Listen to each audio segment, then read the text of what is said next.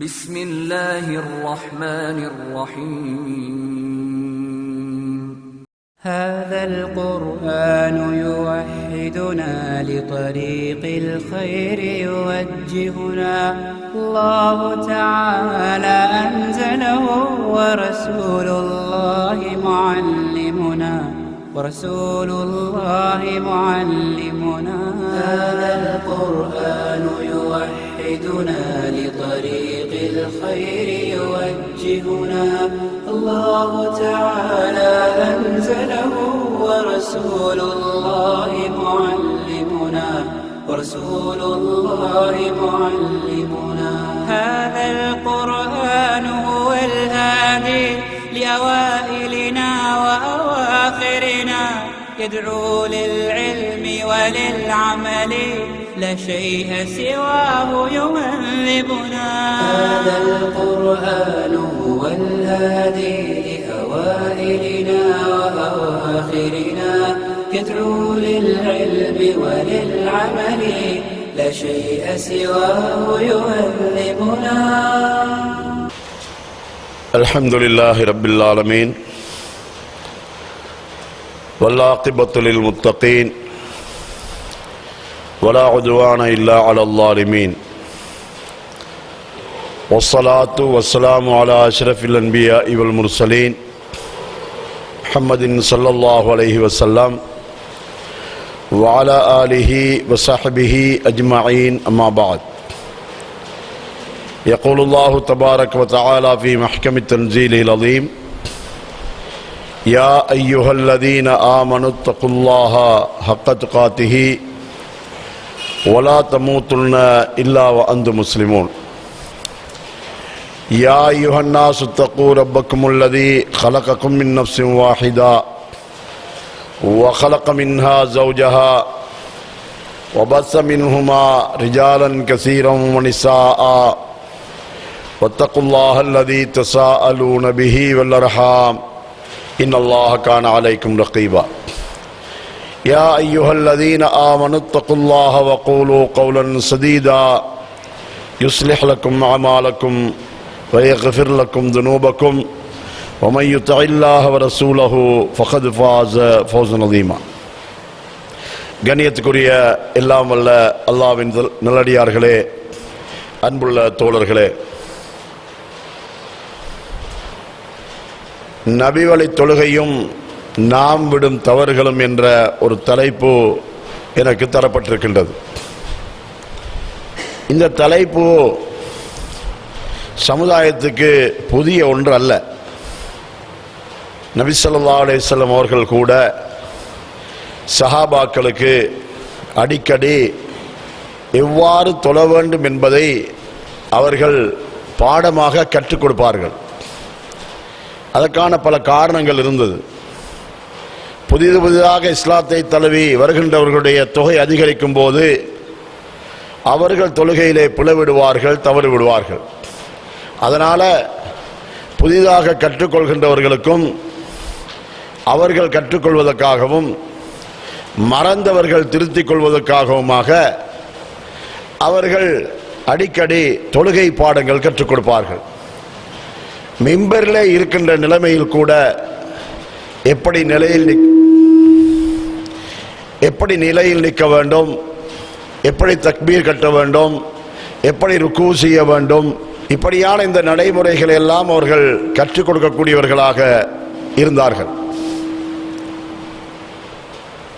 அந்த அடிப்படையிலே நாமும் கூட அடிக்கடி இந்த தொழுகையை பற்றி தெரிந்து கொள்ள வேண்டும்.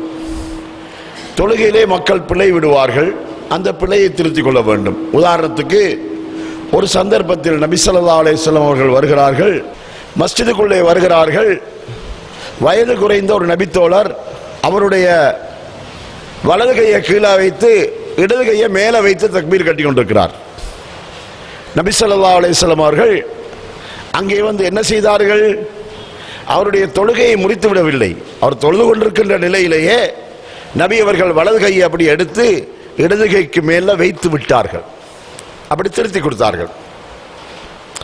இன்னும் ஒரு சந்தர்ப்பத்தில் அதுவும் ஒரு சிறிய வயதைச் சேர்ந்த ஒரு நபித்தோழர் அவர் தொழுகையிலே தஷஹுதிலே அத்தஹியாத்திலே இரண்டு கைகளையும் தொடையிலே வைத்து இந்த விரலை அசைத்துக் கொண்டிருந்தார்கள்.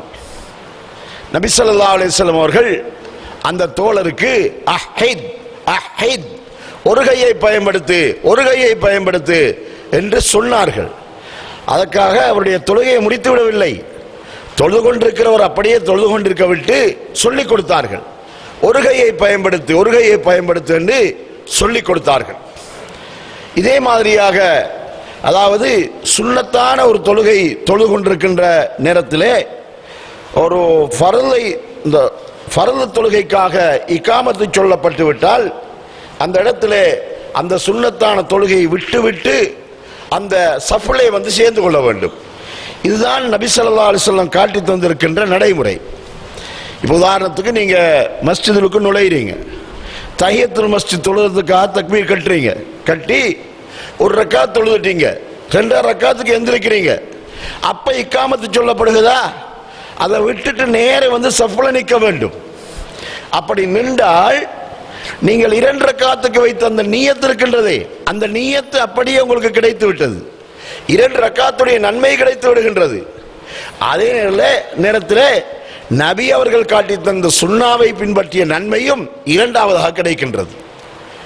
அப்போ ஒரு சந்தர்ப்பத்தில் நபி ஸல்லல்லாஹு அலைஹி வஸல்லம் அவர்கள் ஃபஜ்ர் தொழுகைக்காக பள்ளிவாசலுக்குள் வருகிறார்கள். அப்துல்லா இப்னு அப்பாஸ் ரலியல்லாஹு அன்ஹு அவர்கள் சொன்ன வெளிப்படையிலேயே உள்ளுக்கு வாங்க, உள்ளுக்கு இடம் இருக்குது, இந்த வெளியில இருக்கிறவங்க அவங்கள தான் சொல்லுங்க, உள்ள வர சொல்லுங்க, உள்ளுக்கு வாங்க, இங்க இடம் இருக்குது, நல்லா எல்லாரும் வாங்க. அப்போ அப்துல்லா இப்னு அப்பாஸ் ரலியல்லாஹு அன்ஹு அவர்கள்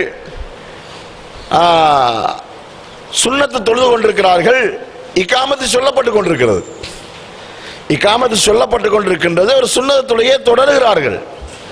நபி ஸல்லல்லாஹு அலைஹி வஸல்லம் அவர்கள் இப்னு அப்பாஸுடைய இந்த கையை போய் இப்படி பிடிக்கிறாங்க, இந்த இடத்தை பிடிச்சு கொண்டு சொல்லிக்கொண்டே இழுத்துக்கிட்டு வராங்க. எப்படி அத்து சொல்லி சுபஹ அர்பான், சுபஹ 4 ரக்காத்தாக தொழ போகிறாயோ என்று சொல்லி இழுத்துக்கொண்டே வந்து சஃப்ல வைத்து விட்டார்கள். அவருடைய தொழுகையை முறித்து கொண்டு வந்து சஃப்ல வைத்து விடுகிறார்கள். இன்னும் ஒரு சந்தர்ப்பத்தில் கொஞ்சம் வயசான ஒருவர், அவர் சுபஹுடைய தொழுகை தான், இகாமத்து சொல்லப்பட்டதுக்கு பின்னாலும் சுன்னத் தொழுது கொண்டிருக்கிறார். அவருடைய கையை பிடிச்சு இழுக்க முடியாதே, பக்கத்தில் போய் அப்போ சொல்றாங்க, இவர் சுபஹ 4 ரக்காத்தாக தொழ போகிறாரோ என்று சொல்றாங்க. அவர் தக்பீரை விட்டுட்டு அந்த சஃப்ல சேர்ந்து கொள்கிறார். இப்படி நபி ஸல்லல்லாஹு அலைஹி வஸல்லம் அவருடைய நடைமுறையில நிறைய தவறுகளை திருத்தி கொடுத்த அந்த நிகழ்ச்சிகள் உண்டு. அதனால நாமும் கூட என்ன செய்ய வேண்டும் என்று சொன்னா, தொழுகை பாடங்கள் அடிக்கடி வைக்க வேண்டும். ஆரம்பத்தில் தக்பீர் கட்டுறது முதல் சலாம் கொடுக்கிற வரைக்கும் எவ்வாறு தொழ வேண்டும் என்ற தொழுகை பயிற்சிகள் அடிக்கடி மக்களுக்கு சொல்லிக் கொடுக்க வேண்டும். எந்த அளவுக்கு என்று சொன்னா, நான் எந்த அளவுக்கு கவலைப்பட்டேன் என்று சொன்னா, ஒரு 70 வயதையும் தாண்டிய ஒரு முதியவர், அவர் ஒரு ஆலிம், ஒரு மௌலவி, அவர் தொழுகிறார். அவருடைய சுஜூதுல 5 உறுப்புகள் தான் சுஜூது செய்து, 2 உறுப்புகள் சுஜூது செய்யவில்லை. சுஜூதுடைய உறுப்புகள் எத்தனை? 7. முதலாவது நெத்தி, இந்த மூக்கோட சேர்த்து நெத்தி, இது முதலாவது. 2 உள்ளங்கையும் சேர்த்தால் 3, 2 முட்டுக்காலையும் சேர்த்தால் 5. கால் விரல்களை கிப்லாவை நோக்கி மடக்க வேண்டும். மடக்கினால் 2 காலுடைய விரல்களையும் மடக்கிறதும் சேர்த்து 7. இதுதான் 7. நான் இப்ப சொன்ன அந்த நபர் இருக்கின்றாரே, அவர் காலை என்ன செய்கிறார், இப்படி வச்சிருக்கிறார். அவர் காலில் எதுவும் நோயும் கிடையாது, அது நன்றாக தெரியும் எனக்கு. காலை இப்படி வச்சிருக்கிறாரு. அவர் நிலத்துல வச்சு கிப்லாவை நோக்கி விரல மடக்கல்ல. இவ்வளவுக்கும் ஒரு இந்தியாவிலையும் போய் ஓதிட்டு வந்த ஒருவர் தான். காரணம் என்ன? ஹதீஸுடைய நிழலில், ஹதீஸுடைய அடிப்படையில் தொழுகை பாடம் கற்றுக் கொடுக்கப்படுவதில்லை. ஃபிக்ஹுடைய பாடம் சொல்லிக் கொடுக்கப்படும். சுஜூதுடைய உறுப்புகள் 7 என்று சொல்லி ஃபிக்ஹுடைய பாடத்தில் கற்றுக் கொடுக்கப்படும், பாடம் சொல்லிக் கொடுக்கப்படும், ஆனால் பயிற்சி இருக்காது. மதரசாவில் சுஜூதுடைய உறுப்புகள் 7 என்று ஃபிக்ஹ் பாடத்தில் பாடம் சொல்லிக் கொடுப்பார்கள்.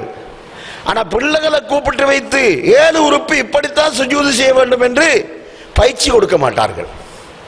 அதனால ஏற்பட்ட பாதிப்பு தான் 70 வயதை தாண்டினதுக்கு பின்னாலேயும் அவருக்கு சுஜூது செய்ய தெரியாது என்ற நிலைமையை பார்க்கிறோம்.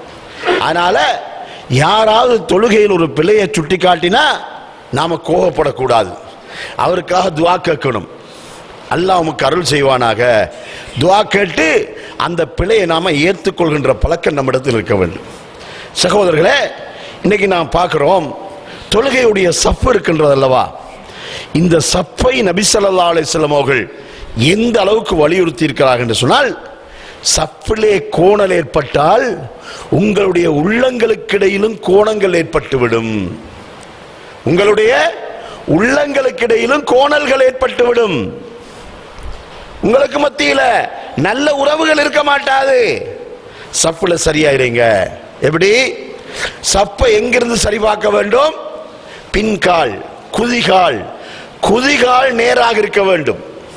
சிலர் இன்னைக்கு புதிய ஒரு ஃபத்வா கொடுக்குறாங்க, கோட் அடிக்கிறது பித்அத்துன்னு. இது என்னது? இது இபாதத்தோடு உள்ள விஷயமா? ஒருவன் தொழுகைக்காக அவன் சஃப்பை சரி செய்து கொள்வதற்காக செய்து கொடுக்கப்படுகின்ற ஒரு உதவி. இது ஒரு பித்அத் என்று சொல்றதுக்கு இல்ல.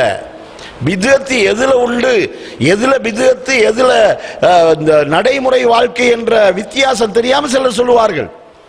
அப்ப இந்த கோடு எதுக்கு? இந்த கோட்டில் குதிகால் நிக்குமா இருந்தா அந்த சஃப்ல எந்த கோணலும் இருக்க மாட்டாது. சிறியவர்கள், பெரியவர்கள், கால் நீளமானவர்கள், கால் கட்டையானவர்கள், யாரா இருந்தாலும் கூட குதிகாலை வைத்தவர்கள் சஃப்பை சரி செய்தால் நபி ஸல்லல்லாஹு அலைஹி வஸல்லம் என்ன சொன்னார்கள்? காலுக்கு கால் நேராக இருக்க வேண்டும், தோளுக்கு தோள் நேராக இருக்க வேண்டும். காலோட கால் நேராக இருந்தா தோளோடு தோள் நேராக இருக்கும். முன்கால சரி பார்த்தா ஒரு தோள் முன்னுக்கு இருக்கும், ஒரு தோள் பின்னுக்கு இருக்கும். ஒரு ஆளுடைய கால் 7 இன்ச்சு, இன்னொரு ஆளுடைய கால் 9 இன்ச்சு, இன்னொரு கால் 10 இன்ச்சுன்னு சொல்லி காலுடைய நீள வித்தியாசம் இருக்கும் அல்லவா? முன்கால வச்சா அந்த தோள்கள் எல்லாம் முன்னுக்கு பின்னுக்கு வித்தியாசம் வந்துவிடும். ஆனா குதிகால வைத்து சரி பார்த்தோம் என்று சொன்னா தோள்கள் நேராக இருக்கும். நபி ஸல்லல்லாஹு அலைஹி வஸல்லம் அவர்கள் என்ன செய்வார்கள் தெரியுமா? சஃப்புக்கா தொழுகைக்காக இகாமத்து சொல்லும் போது நபி அவர்கள் மக்களை முன்னோக்கி தான் இருப்பார்கள், கிப்லாவை முன்னோக்கி அல்ல. இன்னைக்கு நான் பார்க்கிறோம் இமாம்கள் எப்படின்னு சொன்னா, இகாமத்து சொல்லப்பட்டு எல்லாம் முடிஞ்சதுக்கு பின்னால இமாம் என்ன செய்வார்? கிப்லா பக்கத்தை பார்த்து போட்டுக்கொண்டு சஃபு சுபுக்கு ரஹ்மத்துல்லா, சஃபு சுபுக்கு ரஹ்மத்துல்லாண்டு இப்படி 2 பக்கத்தை இப்படிதான் செய்வார். மாமுங்களோட சப்பு எப்படி இருக்குது என்று பார்க்க மாட்டார்கள். இந்த சுன்னா இன்றைக்கு நிறைய பேருக்கு தெரியாது. குர்ஆன் சுன்னா அடிப்படையிலே செயல்படுகின்ற மக்களிடத்தில் இருக்கின்ற இந்த நடைமுறையில் தான் சப்பு ஒழுங்கு செய்யப்படுகின்ற நடைமுறையை பார்க்கின்றோம். அப்ப நபி ஸல்லல்லாஹு அலைஹி வஸல்லம் என்ன செய்வார்கள்? கிப்லா முன்னோக்கி மக்கள் இப்படி சஃப்பில் நிற்பார்களா, நபி அவர்கள் தக்பீர் கட்டுவதற்கு முன்னதாக மக்களை முன்னோக்குவார்கள். மக்களை முன்னோக்கி முன் சஃப்ல காலை பார்ப்பாங்க, அப்படி எல்லார்ட்டையும் காலை பார்ப்பாங்க, காலை பார்த்து சரி செய்வாங்க. ஒரு சந்தர்ப்பத்தில் ஒரு நபித்தோழர் தன்னுடைய நெஞ்சை கொஞ்சம் முன்னுக்காகி கொண்டிருக்கார், கால் சரியா இருக்கிறது, நெஞ்சு மட்டும் கொஞ்சம் முன்னுக்கு. நபி அவர் என்ன செய்யாங்க? கையால் அப்படி சரி செஞ்சுட்டு வராங்க, தொங்கல் இருந்து அப்படி சரி செஞ்சுட்டு வந்து அவர் நெஞ்சை தள்ளி விடுறாங்க, தள்ளி விட்டு பின்னுக்காக்கி விடுறாங்க. அப்போ கால் மாத்திரம் கிடையாது, உடம்பு நேராக இருக்கணும். அல்லாஹ் முனாபிக்களுடைய தொழுகையை பற்றி என்ன சொல்கிறான்? வைதா காமு இலஸ்ஸலாத்தி காமு குசாலா, தொழுகைக்காக அவர்கள் நின்றால் சோம்பேறிகளாக நிற்பார்கள். அப்போ சுறுசுறுப்பில்லாத தொழுகை முனாபிக்குகளின் தொழுகை என அல்லாஹ் குர்ஆன்ல சொல்லி காட்டுகிறான். அப்ப தொழுகையில சுறுசுறுப்பாக இருக்க வேண்டும். என்ன? ஷைத்தானோட போராட்டம் நடத்தக்கூடிய இபாதத் தான் தொழுகை. அப்ப நபி ஸல்லல்லாஹு அலைஹி வஸல்லம் அவர்கள் கால் மாத்திரம் கிடையாது, தோள்களும் கூட நேராக இருக்கின்ற அளவுக்கு நெஞ்சுகளையும் சரி செய்து விடுவார்கள் என்ற நம்ம ஹதீஸ்ல பார்க்கிறோம் அல்லவா? அப்போ நபி ஸல்லல்லாஹு அலைஹி வஸல்லம் அவர்கள் இப்படி தொழுகை அவர்கள் சரி செய்திருக்கின்றார்கள். சப்புகள் ஒழுங்காக இருக்க வேண்டும். முன் சப்பு பூரணமாகின்ற வரைக்கும் பின் சப்புல யாரும் நிற்கக்கூடாது. முன் சப்புல ஒரு 2 பேருக்கு 3 பேருக்கு இடம் இருக்கின்றது, அப்போ பின் சப்புல வந்து நிற்பாங்க. எப்படின்னு சொன்னா, முன் சப்புல இன்னும் 2 பேருக்கு இடம் இருக்குது, கடைசியா நின்றுக்க யாரு? மகன் நின்றுக்கிறார், வாப்பா பக்கத்துல நிக்க வெக்கம். அல்லது மருமகன் நின்றுக்கிறார், மருமகன் பக்கத்துல மாமா நிக்க வெக்கம். என்னது? மாமா பின் சப்புல நின்றுவார், அங்க வேற யாராவது வந்து நிக்கணும். அப்படி இருக்கக்கூடாது.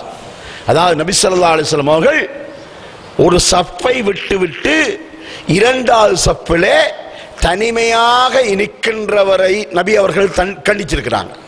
எப்படின்னு சொன்னா, முன்னுக்கு சப்புல இடம் இருக்குது, இடம் இருக்கிற நிலைமையில பின்னுக்கு ஒருவர் தனியே நிற்கிறார், இமாம் ருக்குவுக்கும் போகிறார், முதலாவது ரக்காத்தையும் தொழுகிறார், பின் சப்புல இருக்கின்றவர் தனிமையாக தொழுகிறார், ஆனா முன் சப்புல இடம் இருக்கிறது. இத்தகையவருடைய தொழுகை அங்கீகாரமுடைய தொழுகையே அல்ல என்று நபி ஸல்லல்லாஹு அலைஹி வஸல்லம் அவர்கள் கண்டிச்சிருக்கிறாங்க. அப்ப முன் சப்பை பூரணப்படுத்த வேண்டும். முன் சப்பை பூரணப்படுத்தாமல் பின் சப்பிலே நிற்க வேண்டாம் என்று நபி ஸல்லல்லாஹு அலைஹி வஸல்லம் அவர்கள் கண்டிச்சிருக்கிறாங்க. அப்ப அந்த அமைப்புல சப்பை ஒழுங்கு செய்து கொள்ள வேண்டும். எப்பொழுதும் சப்பை பொறுத்தவரையில் நாம கண்டிப்பாக இருக்கணும். என்ன தெரியுமா? நமது வலதையும் இடதையும் பார்த்துக் கொள்ள வேண்டும். பாருங்க, இன்னைக்கு அதாவது முஸ்லிம்கள் சப்பை ஒழுங்குபடுத்தி ஒரு மைதானத்திலே தொழுகின்ற காட்சியை பார்த்தா முஸ்லிம் அல்லாதவர்கள் ஆச்சரியப்படுறாங்க. என்ன இது? தொழுகைக்காக மக்களை வருமாறு ஒரு அழைப்பு மட்டும்தான் விடுக்கிறார்கள். ஒரு சொற்ப நேரத்தில் மக்கள் எவ்வளவு அழகாக வரிசையாக நின்று விடுகிறார்கள் என்று சொல்லி முஸ்லிம் அல்லாதவர்கள் ஆச்சரியப்படுவார்கள். அப்படிப்பட்ட ஒரு அழகான அமைப்பு என்னன்னா, ஒருவருக்கொருவர் உதவியாக நின்று செய்கின்ற ஒரு செயலாகத்தான் இந்த சஃப் இருக்கின்றது. என்னுடைய வலதையும் இடதையும் நாம் பார்க்க வேண்டும். எனக்கு பக்கத்தில் இருக்கின்றவர் அவருடைய வலதையும் இடதையும் பார்க்க வேண்டும். எனக்கு வலதில் இருக்கின்றவர் அவருடைய வலதையும் இடதையும் பார்க்க வேண்டும். எல்லோருமே தங்களுடைய வலதையும் இடதையும் பார்த்து குதிகாலை பார்த்து சரி செய்வார்களா இருந்தா காலுக்கு கால் நேராக இருக்கும், தோளுக்கு தோல் நேராக இருக்கும். இதுல இன்னும் சிலர் எப்படி தெரியுமா, காலோட காலை சேர்க்கின்ற இந்த சுண்ணாவை தெரியாத காரணத்தினால அதை பற்றி ஒண்ணுமே தெரியாது. காலை சேர்க்க போறோமா, அவர் காலை இழுத்துடுவார். நாம காலை சேர்க்க போறோம், அவர் காலை இழுக்கிறது. சரி, இன்னும் கொஞ்சம் சேர்க்க போறோமா, இன்னும் இழுக்கிறார். அப்படியே அங்கிட்டு போயிடுறார். அப்ப காலோட காலை சேர்ப்பது ஒரு சுன்னா. புகாரியில முஸ்லிம்ல இந்த ஹதீஸ் தெளிவாக வருகின்றது. நபி ஸல்லல்லாஹு அலைஹி வஸல்லம் அவர்கள் காலோட காலை சேர்த்துக் கொள்ளுங்கள் என்று சொல்றாங்க. இப்ப தோளோட தோல் சேர்ந்து இருக்கணும்னா காலோட காலை சேர்க்கணும். அப்போ காலோட காலை சேர்க்கும் போது பக்கத்தில் இருக்கின்றவர் சரியாக காலை அகட்டாம இருந்தா இவர் என்ன செய்யற, நல்லா அகற்றார். அப்படி அகற்றக்கூடாது. நமது உடம்பு எந்த அளவுக்கு அகலம் இருக்கின்றதோ அந்த அகலத்துக்கு ஏற்ற அளவு தான் காலை வைக்க வேண்டும். அதை விட கூடுதலாக காலை அகற்றக்கூடாது.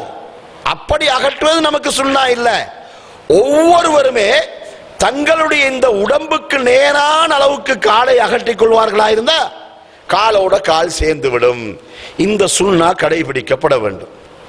அடுத்த ஒரு முக்கியமான விஷயம் என்னது, பிஸ்மியை இமாம் சத்தமாக ஓதுகின்ற நடைமுறை இருக்கின்றதே, இது எப்படி ஏற்பட்டது? இப்ப நாமெல்லாம் எப்படி தொழுதோம்? பிஸ்மியை மெதுவாக ஓதி தொழுகிறோம். இமாம் ஓதுகின்ற நேரத்தில் அஊதை எப்படி மெதுவாக ஓதுகின்றோமோ அதே போல பிஸ்மியையும் மெதுவாக ஓதி தொழக்கூடியதாகத்தான் நாம் தொழுது கொண்டிருக்கிறோம். அப்போ இந்த பிஸ்மியை சத்தமாக ஓதி தொழுகிறார்களே, இவர்களுக்கு ஆதாரம் உண்டா? சிலர் எப்படி சொல்கிறார்கள், சத்தமாக ஓதி தொழுவதற்கும் ஆதாரம் இருக்கின்றது, மெதுவாக ஓதி தொழுவதற்கும் ஆதாரம் இருக்கின்றது என்று சொல்லி இரண்டுக்கும் ஆதாரம் இருப்பதாக சொல்கின்றார்கள்.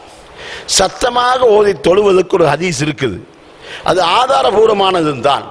ஆனால் அந்த ஹதீஸை சரியாக விளங்காத காரணத்தினால சத்தமாக ஓதி தொழுவதும் நடைமுறையில் உள்ளதுதான், சுன்னத்து தான், அங்கீகரிக்கக்கூடியதுதான் என்ற ஒரு பிழையான விளக்கத்தை எடுத்துக்கொண்டிருக்கிறார்கள். முதலாக நாம் ஒரு விஷயத்துக்கு வருவோம். அதாவது புலூகுல் மராம் என்ற ஹதீஸ் நூல் இருக்கின்றது அல்லவா, அது ஒரு தொகுப்பு நூல். அதாவது ஆதாரபூர்வமான சஹீஹான ஹதீஸுகளை இமாம் நவவி ரஹ்மத்துல்லாஹி அலைஹி அவர்கள் தொகுத்து வழங்கிய ஒரு நூலாக இருக்கின்றது. அதாவது உது செய்வது தொடக்கம், ஜனாபத்துக்குழி தொடக்கம், மார்க்கத்துடைய சட்டதிட்டங்கள் அத்தனைகளும், அதாவது குற்றவியல் சட்டங்கள் வழங்கக்கூடிய அளவுக்கு சட்டதிட்டங்கள் உட்பட எல்லா சட்டதிட்டங்களையும் மக்களுக்கு சொல்லக்கூடிய ஒரு நூலாக அந்த புலூகுல் மராம் என்ற நூலை தொகுத்து தந்திருக்கின்றார்கள். அந்த நூல்ல வரக்கூடிய அந்த ஹதீஸ்ல சிஃபத்து ஸலா, தொழுகையுடைய நடைமுறை என்று சொல்லக்கூடிய ஒரு பாடம் இருக்கின்றது. அந்த பாடத்துல நபி ஸல்லல்லாஹு அலைஹி வஸல்லம் அவர்கள் தக்பீர் கட்டிவிட்டால் சத்தமாக ஓதக்கூடிய தொழுகையில் எவ்வாறு நடந்து கொள்வார்கள் என்பதை பற்றி வருகின்றது. எப்படி அவர்கள் அல்லாஹ் தக்பீரை கட்டுவார்கள். தக்பீரை கட்டி சூரத்துல் ஃபாத்திஹாவை தொடங்குவதற்கு இடையில அல்லாஹும்ம பாயித் பைனி வ பைன கதாயாய கமா பாஅத்த பைனல் மஷ்ரிகி வல் மக்ரிபி வனக்னி மின் கதாயாய கமா யுனக்க ஸௌபுல் அபியல் மினத் தனஸ் அல்லாஹும்ம அக்ஸில்னி மின் கதாயாய பிஸ்ஸல்ஜி வல் மாஇ வல் பரத். இந்த துஆவை நபி ஸல்லல்லாஹு அலைஹி வஸல்லம் அவர்கள் ஓதிக்கொள்வார்கள். ஒரு சந்தர்ப்பத்தில் ஒரு நபித்தோழர் கேட்கிறார், யா ரசூலல்லாஹ், நீங்க தக்பீர் கட்டியதுக்கும் சூரத்துல் ஃபாத்திஹா தொடங்குவதற்கும் இடையில மௌனமாக இருக்கின்றீர்களே, அந்த நேரத்தில் நீங்கள் என்ன ஓதுகிறீர்கள் என்று கேட்டபோது நபி ஸல்லல்லாஹு அலைஹி வஸல்லம் அவர்கள் நான் இப்பொழுது ஓதிய இந்த துஆவை தான் சொல்லிக் கொடுத்தார்கள். இந்த துஆவை கண்டிப்பாக எல்லோரும் பாடமிட்டுக் கொள்ள வேண்டும். ஏன் தெரியுமா? இதனுடைய அர்த்தம் மிக பயனுள்ள ஒரு அர்த்தம். எப்படி தெரியுமா? அல்லாஹ்வே கிழக்குக்கும் மேற்குக்கும் இடையில தூரத்தை ஏற்படுத்தியது போல எனக்கும் தப்பு தவறுகளுக்கும் இடையில் தூரத்தை ஏற்படுத்துவாயாக. வானத்துல கிழக்கு மேற்கு என்பது இருக்கின்றதே, அதாவது தூரத்தை கணிப்பிட முடியாத மிகப்பெரிய தூரம் தான் அது. அந்த ஓமானத்தை நபி அவர்கள் சொல்கின்றார்கள். அதாவது கிழக்குக்கும் மேற்குக்கும் இடையில் இருக்கின்ற தூரத்தை போல எனக்கும் தப்பு தவறுகளுக்கும் இடையில் தூரத்தை ஏற்படுத்துவாயாக. ஒரு மனிதன் பாவத்திலிருந்து விலகி நடப்பதற்காக அல்லாஹ்விடம் வேண்டிக் கொள்ளக்கூடிய ஒரு உதவிதான் இது. அதே போல வனக்னி மின் கதாயாய கமா யுனக்க ஸௌபுல் அபியல் மினத் தனஸ். சரி, ஒரு தப்பு தவறு நடந்து விட்டது. அப்படி நடந்துட்டா அதிலிருந்து அல்லாஹ் தஆலாவிடத்தில் கேட்கின்ற மன்னிப்பை பாருங்க.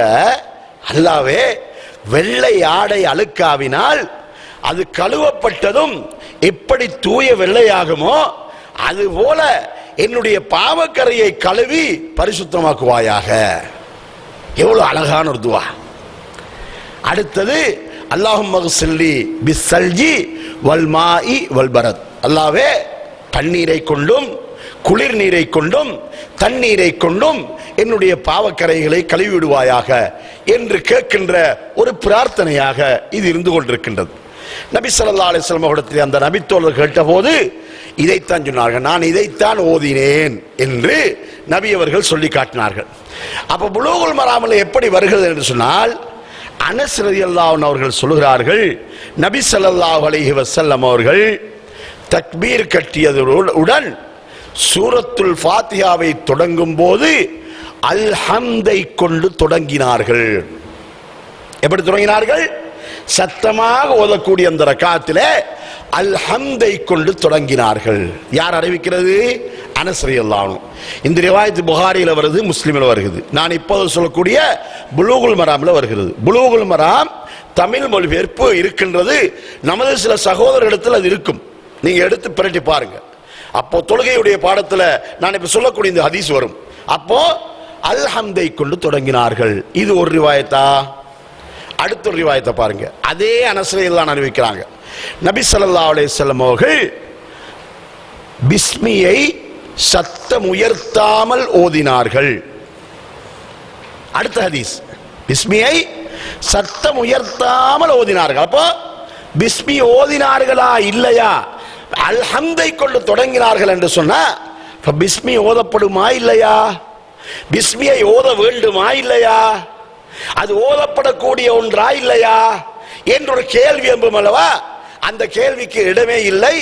அடுத்த ரிவாயத்தில் அனஸ் ரலியல்லாஹு அன்ஹு சொல்றார்கள், பிஸ்மியை சத்தம் உயர்த்தாமல் ஓதினார்கள். பிஸ்மியை சத்தம் உயர்த்தாமல் ஓதினார்கள். இது இரண்டாவதா? மூணாவது ரிவாயத், அது அதே அனஸ் ரலியல்லாஹு அன்ஹு அறிவிக்கிறாங்க. எப்படி? பிஸ்மியை மெதுவாக ஓதினார்கள். அப்போ பிஸ்மி ஓதப்பட்டது. எப்படி ஓதப்பட்டது? சத்தம் உயர்த்தாமல் ஓதப்பட்டது, மெதுவாக ஓதப்பட்டது. சத்தம் உயர்த்தும் போது அல்ஹம்தை கொண்டுதான் சத்தம் உயர்த்தப்பட்டது என்பதாக அனஸ் ரலியல்லாஹு அறிவிக்கிறாங்க. அப்போ இதே புலூகுல் மராம்ல இதே பாடத்துல இன்னும் ஒரு ஹதீஸ் வருகிறது. எப்படி என்று சொன்னா, அபூ ஹுரைரா ரலியல்லாஹு அன்ஹு அவர்களிடத்துல மக்கள் ஒரு கூட்டம் வர்றாங்க. எப்படி? இஸ்லாத்தை தழுவுகின்ற மக்கள் அடிக்கடி மூத்த சஹாபாக்களிடத்துல வந்து மார்க்க விளக்கங்களை கேட்டு கேட்டு படிப்பாங்க. நபி அவர்களும் என்ன செய்வார்கள் என்று சொன்னா, இஸ்லாத்தை தழுவிட்டாங்களா, இவருக்கு நீங்க குர்ஆனை கற்றுக் கொடுங்க என்று யாரையாவது பொறுப்பு சாட்டுவாங்க. ஒரு நாள்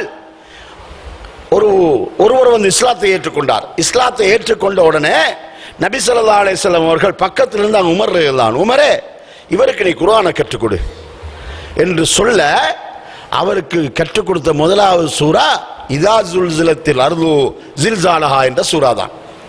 இந்த சூராவில் கடைசியாக வருகிறது, ஃபமை யஅமல் மிஸ்கால தர்ரத்தின் கைரை யரா வமை யஅமல் மிஸ்கால தர்ரத்தின் ஷர்ரை யரா. யார் ஒரு அணுவளவு நன்மை செய்கின்றாரோ அதையும் கண்டுகொள்வார், யார் ஒரு அணுவளவு தீமை செய்கிறாரோ அதையும் அவர் மறுமையிலே கண்டுகொள்வார் என்ற அந்த வசனத்தை ஓதி முடிக்கிறதோட அந்த அப்பதான் இஸ்லாத்தை தழுவினார். அவர் நெஞ்சில கையை வச்சு கொண்டு விடுச்சார், ஹஸ்பி ஹஸ்பி ஹஸ்பி, இது மட்டும் எனக்கு போதும், இது மட்டும் எனக்கு போதும். குர்ஆன்ல வேறு எதையும் நான் கற்றுக்கொள்ளாவிட்டாலும் நான் ஒரு நல்ல மனிதனாக, நன்மை செய்யக்கூடிய ஒரு நல்ல மனிதனாக வாழ்வதற்கு இந்த ஒரு வசனம் மட்டும் எனக்கு போதும் என்று அவர் சொன்னார் என்ற ஒரு செய்தியை பார்க்கின்றோம். அப்போ இந்த சம்பவத்தில் என்ன விளங்குது? நபி அவர்கள் இஸ்லாத்தை தழுவுகின்றவர்களுக்கு அப்பப்ப மார்க்கத்தை கற்றுக் கொடுப்பதற்கு ஒவ்வொருவரை நியமிப்பாங்க. அது மாதிரி ரசூலுல்லாஹ் வஃபாத் மௌத்தானதுக்கு பிறகு நடக்கிற ஒரு சம்பவம். அபூ ஹுரைரா ரலியல்லாஹு அன்ஹு அவர்களிடத்தில் ஒரு கூட்டம் வருகிறது. வந்து எங்களுக்கு தொழுகையின் முறையை கற்றுத்தாருங்கள் என்று கேட்கிறாங்க. கேட்க அபூ ஹுரைரா ரலியல்லாஹு அன்ஹு அவர்கள் அந்த இடத்துல ஒரு பாத்திரத்தில் தண்ணீர் கொண்டு வந்து உது செய்கின்ற முறையை காட்டி கொடுக்கிறார்கள். காட்டி கொடுத்து விட்டு அதற்கு பின்னால தொழுகையுடைய முறையை அவர்கள் அந்த மக்களுக்கு தொழுது காட்டுகின்றார்கள். எப்படி? பிஸ்மில்லாஹிர் ரஹ்மானிர் ரஹீம் அல்ஹம்துலில்லாஹி ரப்பில் ஆலமீன் என்று சொல்லி பிஸ்மியையும் சத்தம் உயர்த்தியே ஓதித்தான் தொழுகிறாங்க. ஓதி அந்த தொழுகையை தொழுது காட்டுறாங்க. தொழுதெல்லாம் காட்டி முடிஞ்சதுக்கு பின்னால அப்ப அந்த கூட்டம் போயிட்டு, இந்த ஹதீஸ் ஆதாரமாக வைத்துக்கொண்டு, இது முஸ்லிம்ல வரக்கூடிய ஹதீஸ், அபூ ஹுரைரா ரலியல்லாஹு அன்ஹு அவர்கள் நிகழ்த்திய இந்த சம்பவத்தை ஒரு ஆதாரமாக வைத்துக்கொண்டு பிஸ்மிய சத்தமுயர்த்தியும் ஓதலாம், அபூ ஹுரைரா ரலியல்லாஹு அன்ஹு ஓதி காட்டியிருக்கிறார்கள் என்பதை இந்த இடத்துல ஒரு சிலர் சொல்கின்றார்கள்.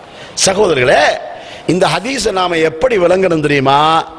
அதாவது உசூலுல் ஹதீஸ் என்று சொல்லக்கூடிய பாடத்துல ஹதீஸ்களோடு ஒரு ஹதீஸ மற்றும் சில ஹதீஸ்களோடு இணைத்து அதனுடைய விளக்கத்தை கற்றுக்கொள்வது என்ற ஒரு தொடர் ஒன்று இருக்கின்றது. அந்த தொடரிலே நாம் இந்த அனஸ் ரலியல்லாஹு அந்த சம்பவத்தையும் அபூ ஹுரைரா ரலியல்லாஹு சம்பவத்தை நாம் இணைச்சி பார்க்கணும். எப்படி? அபூ ஹுரைரா ரலியல்லாஹு அப்பதான் தொழ வரக்கூடிய மக்களுக்கு தொழுகையை கற்றுக் கொடுக்கிறார். ஆனா அனஸ் ரலியல்லாஹு அன்ஹு என்ன சொல்கிறார்? நபி அவர்கள் தொழுத தொழுகையின் முறையை சொல்லி காட்டுறார். நபி அவர்கள் சத்தமாக ஓதக்கூடிய தொழுகையில அல்ஹம்தை கொண்டு தொடங்கினார்கள், பிஸ்மியை சத்தம் உயர்த்தாமல் ஓதினார்கள், பிஸ்மியை மெதுவாக ஓதினார்கள். அப்ப அனஸ் ரலியல்லாஹு என்ன சொல்லி காட்டுறாங்க? நபி அவர்கள் எப்படி இமாமத்து செய்யும் போது சத்தமாக ஓதக்கூடிய ரக்காத்துகளில் அவர்கள் சூரத்துல் ஃபாத்திஹாவை எப்படி தொடங்கினார்கள் என்பதை சொல்லுகின்ற போது இப்படி சொல்லி காட்டுகின்றார். ஆனா அபூ ஹுரைரா ரலியல்லாஹு அன்ஹு என்ன சொல்லி காட்டுறாங்க? தொழுகையுடைய முறையை சொல்லி காட்டுறாங்க. அப்ப இது ரெண்டையும் நாம இணைச்சி கருத்து எடுத்துக்கொண்டா எப்படி விளங்குது தெரியுமா? அபூ ஹுரைரா ரலியல்லாஹு அன்ஹுவும் அனஸ் ரலியல்லாஹுடைய கருத்துக்கு எதிரானவர்கள் அல்ல, அதுக்கு எதிராக விளக்கம் சொன்னவர்கள் அல்ல. காரணம் என்ன தெரியுமா? அபூ ஹுரைரா ரலியல்லாஹு அன்ஹு அவர்கள் எந்த மஸ்ஜிதிலும் இமாமத்து செய்யக்கூடிய இமாமாக இருந்தவர் அல்ல. அவர் நபி அவர்களுடைய ஹதீஸ்களை மனனம் செய்து மக்களுக்கு ஹதீஸ்களை அறிவிக்கின்ற ஒரு பணியில ஈடுபட்டு கொண்டிருந்த ஒருவர் தான் அவர். அவர் ஏன் அங்கு பிஸ்மியை சத்தமாக ஓதி காட்டினார் தெரியுமா? அந்த மக்களிடத்துல அல்ஹம்தையே தொடங்கி ஓதி இருந்தா அந்த மக்கள் அதுக்கு பின்னால போய் மஸ்ஜிதுகள்ல தொழுகின்ற நேரத்திலையும் இமாம் அல்ஹம்தை கொண்டே தொடங்குகின்ற நேரத்தில் அவுதும் கிடையாது, பிஸ்மியும் கிடையாது என்ற மாதிரியான அந்த கருத்து அந்த மக்களுடைய உள்ளத்தில் வந்துவிடும். எனவே அந்த மக்கள் இதை தவறாக விளங்கிக் கொள்ளக் கூடாது என்பதனால பிஸ்மியும் ஓதப்படக்கூடிய ஒன்றுதான் என்பதை உணர்த்துவதற்காக அங்கு பிஸ்மியை ஓதுகிறார். அங்கு பிஸ்மி அவர் ஓதுகின்றார். இந்த மக்கள் அபூ ஹுரைரா ரலியல்லாஹு அன்ஹு அவர்களிடத்திலே இந்த பாடத்தை கற்றுக்கொண்டதற்கு பின்னால எங்கே தொழப்போவார்கள்? மஸ்ஜிதுக்கு தொழப்போவார்கள். மஸ்ஜிதுக்கு தொழப்போனால் அங்கு தொழுகை எப்படி நடக்கும்? அனஸ் ரலியல்லாஹு அன்ஹு சொன்னவாறு தொழுகை நடக்கும். அல்ஹம்தை கொண்டு தொடங்கி இமாம் ஓதுகின்ற அமைப்பில் தொழுகை நடக்கும். அப்ப இந்த மக்கள் என்ன விளங்கிக் கொள்வார்கள்? பிஸ்மி ஓதப்பட வேண்டும், ஆனால் மெதுவாக ஓதப்பட வேண்டும்.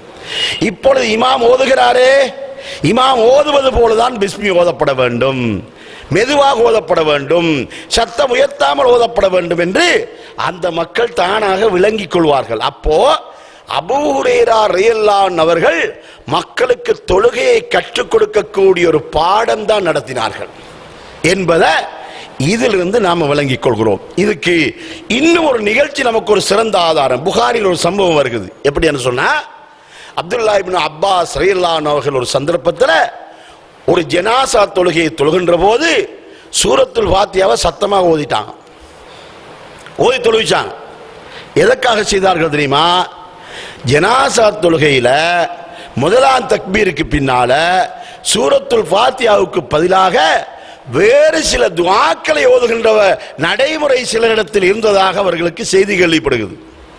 அப்போ சூரத்துல் ஃபாத்தியா தான் அங்கு ஓதப்பட வேண்டும் என்பதை நடைமுறை ரீதியாக மக்களுக்கு பகிரங்கப்படுத்தினது தான் அந்த ஜனாசா தொழுகையிலே அவர்கள் பகிரங்கமாக சூரத்துல் ஃபாத்தியா ஓதினது. அந்த ஒரே ஒரு முறை தான். அதுக்கு பின்னால் அவர் சூரத்துல் ஃபாத்தியாவை சத்தமாக ஓதவில்லை. அப்ப இது மக்களுக்கு கேள்விப்பட்டுரும். இப்னு அப்பாஸ் தொழுகையில், ஜனாசா தொழுகையில் சூரத்துல் ஃபாத்தியாவை சத்தமாக ஓதினார். இதை வைத்து மக்கள் என்ன, மக்கள் யார் யாரெல்லாம் சூரத்துல் ஃபாத்தியா ஓதாமல் இருக்கின்றார்களோ அந்த மக்கள் புரிந்து கொள்வார்கள், ஆஹா சூரத்துல் ஃபாத்தியா ஓதப்பட வேண்டும், சூரத்துல் ஃபாத்தியாவுக்கு பதிலாக வேறு துஆக்கள் ஓதக்கூடாது என்று விளங்கிக் கொள்வார்கள். இந்த அடிப்படையில் தான் அபூ ஹுரைரா ரலியல்லாஹு அன்ஹு பிஸ்மியை சத்தமாக ஓதினார்களே அல்லாமல் அது இமாமத்து செய்கின்ற நேரத்தில் பிஸ்மியையும் சேர்த்து ஓத வேண்டும் என்பதை விளக்கமாக கொள்வதற்கு அது ஆதாரம் அல்ல.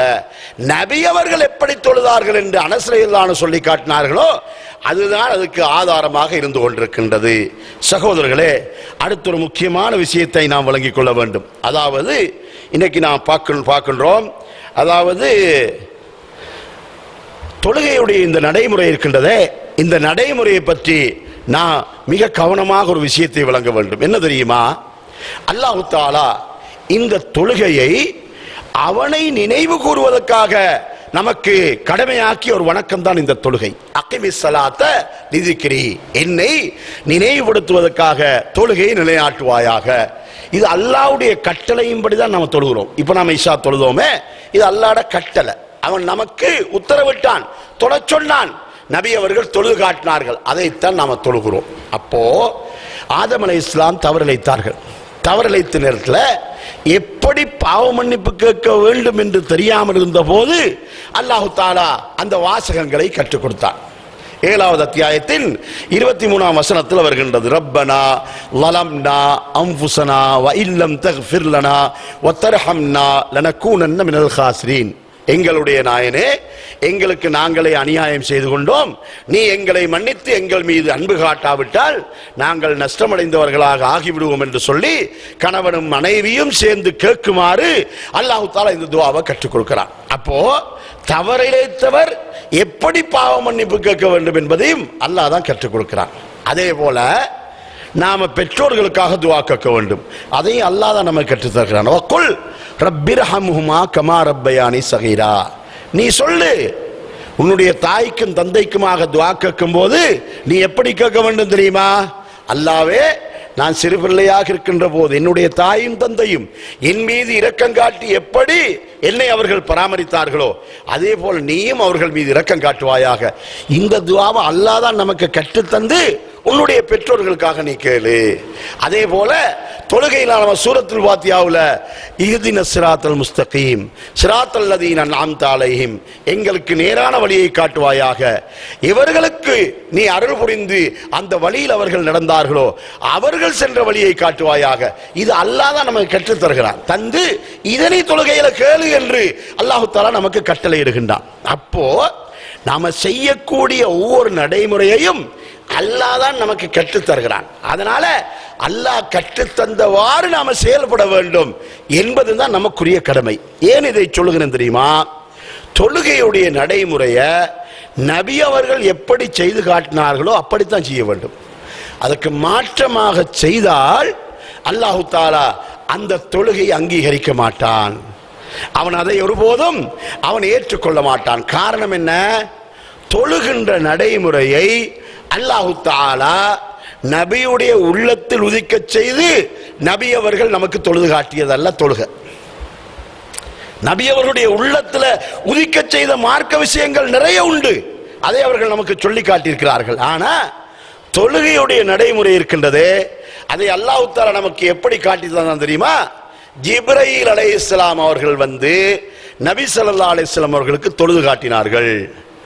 நபி அவர்கள் அதை கண்கூடாக பார்த்தார்கள். பார்த்து விட்டுத்தான் அதை மக்களுக்கு தொழுது காட்டினார்கள்.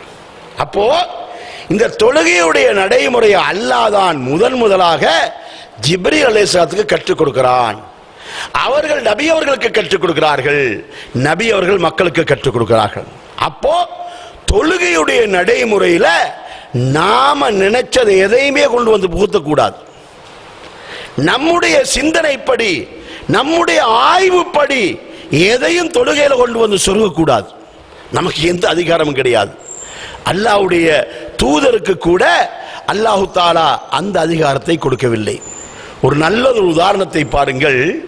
நபி ஸல்லல்லாஹு அலைஹி வஸல்லம் அவர்கள் மதீனாவுக்கு சென்று 4 வருடங்கள் கழிந்ததற்கு பின்னால துக்ககரமான ஒரு சம்பவம் நடக்குது. என்ன?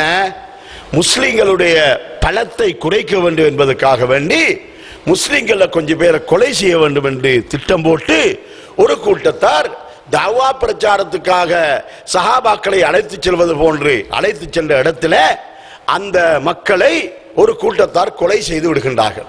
நபி ஸல்லல்லாஹு அலைஹி வஸல்லம் அவர்கள் ஆத்திரம் அடைந்து கொல்லப்பட்ட 70 சஹாபாக்களையும் கொலை செய்த கொலைகாரர்களை அழித்து விடுமாறு 1 மாத காலமாக ஐவேளை தொழுகையிலும் கடைசி ரக்காத்திலே ருக்குவுக்கு பின்னால அவர்கள் குனூத் ஓதுகின்றார்கள். குனூத் என்ற ஒரு நடைமுறையே அப்பதான் வருகிறது. அதுவரைக்கும் தொழுகையில குனூத் என்ற ஒரு நடைமுறை இருந்தது கிடையாது. தொழுகை எப்ப கடமையாகப்பட்டுச்சு? நபி அவர்கள் ஹிஜ்ரத் செய்வதற்கு 1 வருஷத்துக்கு முன்னால. அந்த காலத்திலிருந்து குனூத் ஒன்றை சஹாபாக்கள் பார்த்தது கிடையாது. மதீனாவுக்கு ஹிஜ்ரத் வந்ததுக்கு பின்னாலும் குனூத் என்ற ஒரு நடைமுறையை பார்த்தது கிடையாது. இந்த சம்பவம் நடக்கிற நேரத்தில் தான் நபி அவர்கள் அந்த கூட்டத்தாரை அழித்து விடுமாறு அல்லாஹ்விடத்திலே பிரார்த்தனை செய்கின்றார்கள். அப்படி பிரார்த்தனை செய்ய 1 மாதத்துக்கு பின்னால அல்லாஹு தஆலா நபியை கண்டித்து அல் குர்ஆன் 3வது அத்தியாயத்தின் 128வது வசனத்தை இறக்குகிறான். லைஸலக மினல் அம்ரி ஷைஉன், இவ்வாறு பிரார்த்தனை செய்ய உமக்கு எந்த அதிகாரமும் கிடையாது, உமக்கு எந்த அதிகாரமும் கிடையாது. லைஸலக மினல் அம்ரி ஷைஉன் அவ் யதுப அலைஹிம் அவ் யுஅஸிபஹும் ஃபஇன்னஹும் ஸாலிமூன். அப்போ இவர்கள் அநியாயம் செய்தார்கள், அக்கிரமம் செய்தார்கள் என்பதற்காக வேண்டி இவர்களை தண்டிப்பதோ அல்லது இவர்களை மன்னிப்பதோ அல்லாஹ்வுக்கு இருக்கின்ற ஒரே ஒரு உரிமை தான். அதனால உம்முடைய இஷ்டத்துக்கு இவர்களை அழித்து விடுமாறு துஆ கேட்க உமக்கு எந்த அதிகாரமும் கிடையாது என்று அல்லாஹ் நபி அவர்களை கண்டித்து விடுகிறான். அப்போ அல்லாஹ்வுடைய அனுமதி இல்லாம தொழுகையின் உள்ளே இந்த ஒரு பிரார்த்தனையை கொண்டு வந்து புகுத்தினத்துக்கே அல்லாஹ் நபியை கண்டிக்கிறான். அல்லாஹு தஆலாவுடைய அனுமதியோடு இந்த துஆ ஓதல்ல. நபி அவர்கள் தங்களுக்கு வந்த ஆத்திரம் கவலை தாங்க முடியாம, இது ஒரு மிகப்பெரிய அநியாயம் அல்லவா, இது ஒரு சதி அல்லவா, இதற்காக ஒரு பிரார்த்தனை செய்தால் இந்த பிரார்த்தனையை யாரும் கூடாது என்று சொல்ல மாட்டார்களே.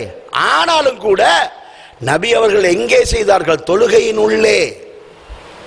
தொழுகையின் உள்ளே ஒன்றை கொண்டு வந்து புகுத்துவதான அங்கு அல்லாஹ்வுடைய அனுமதி வேண்டும். நபி அவர்கள் என்ன எதிர்பார்த்தார்கள்?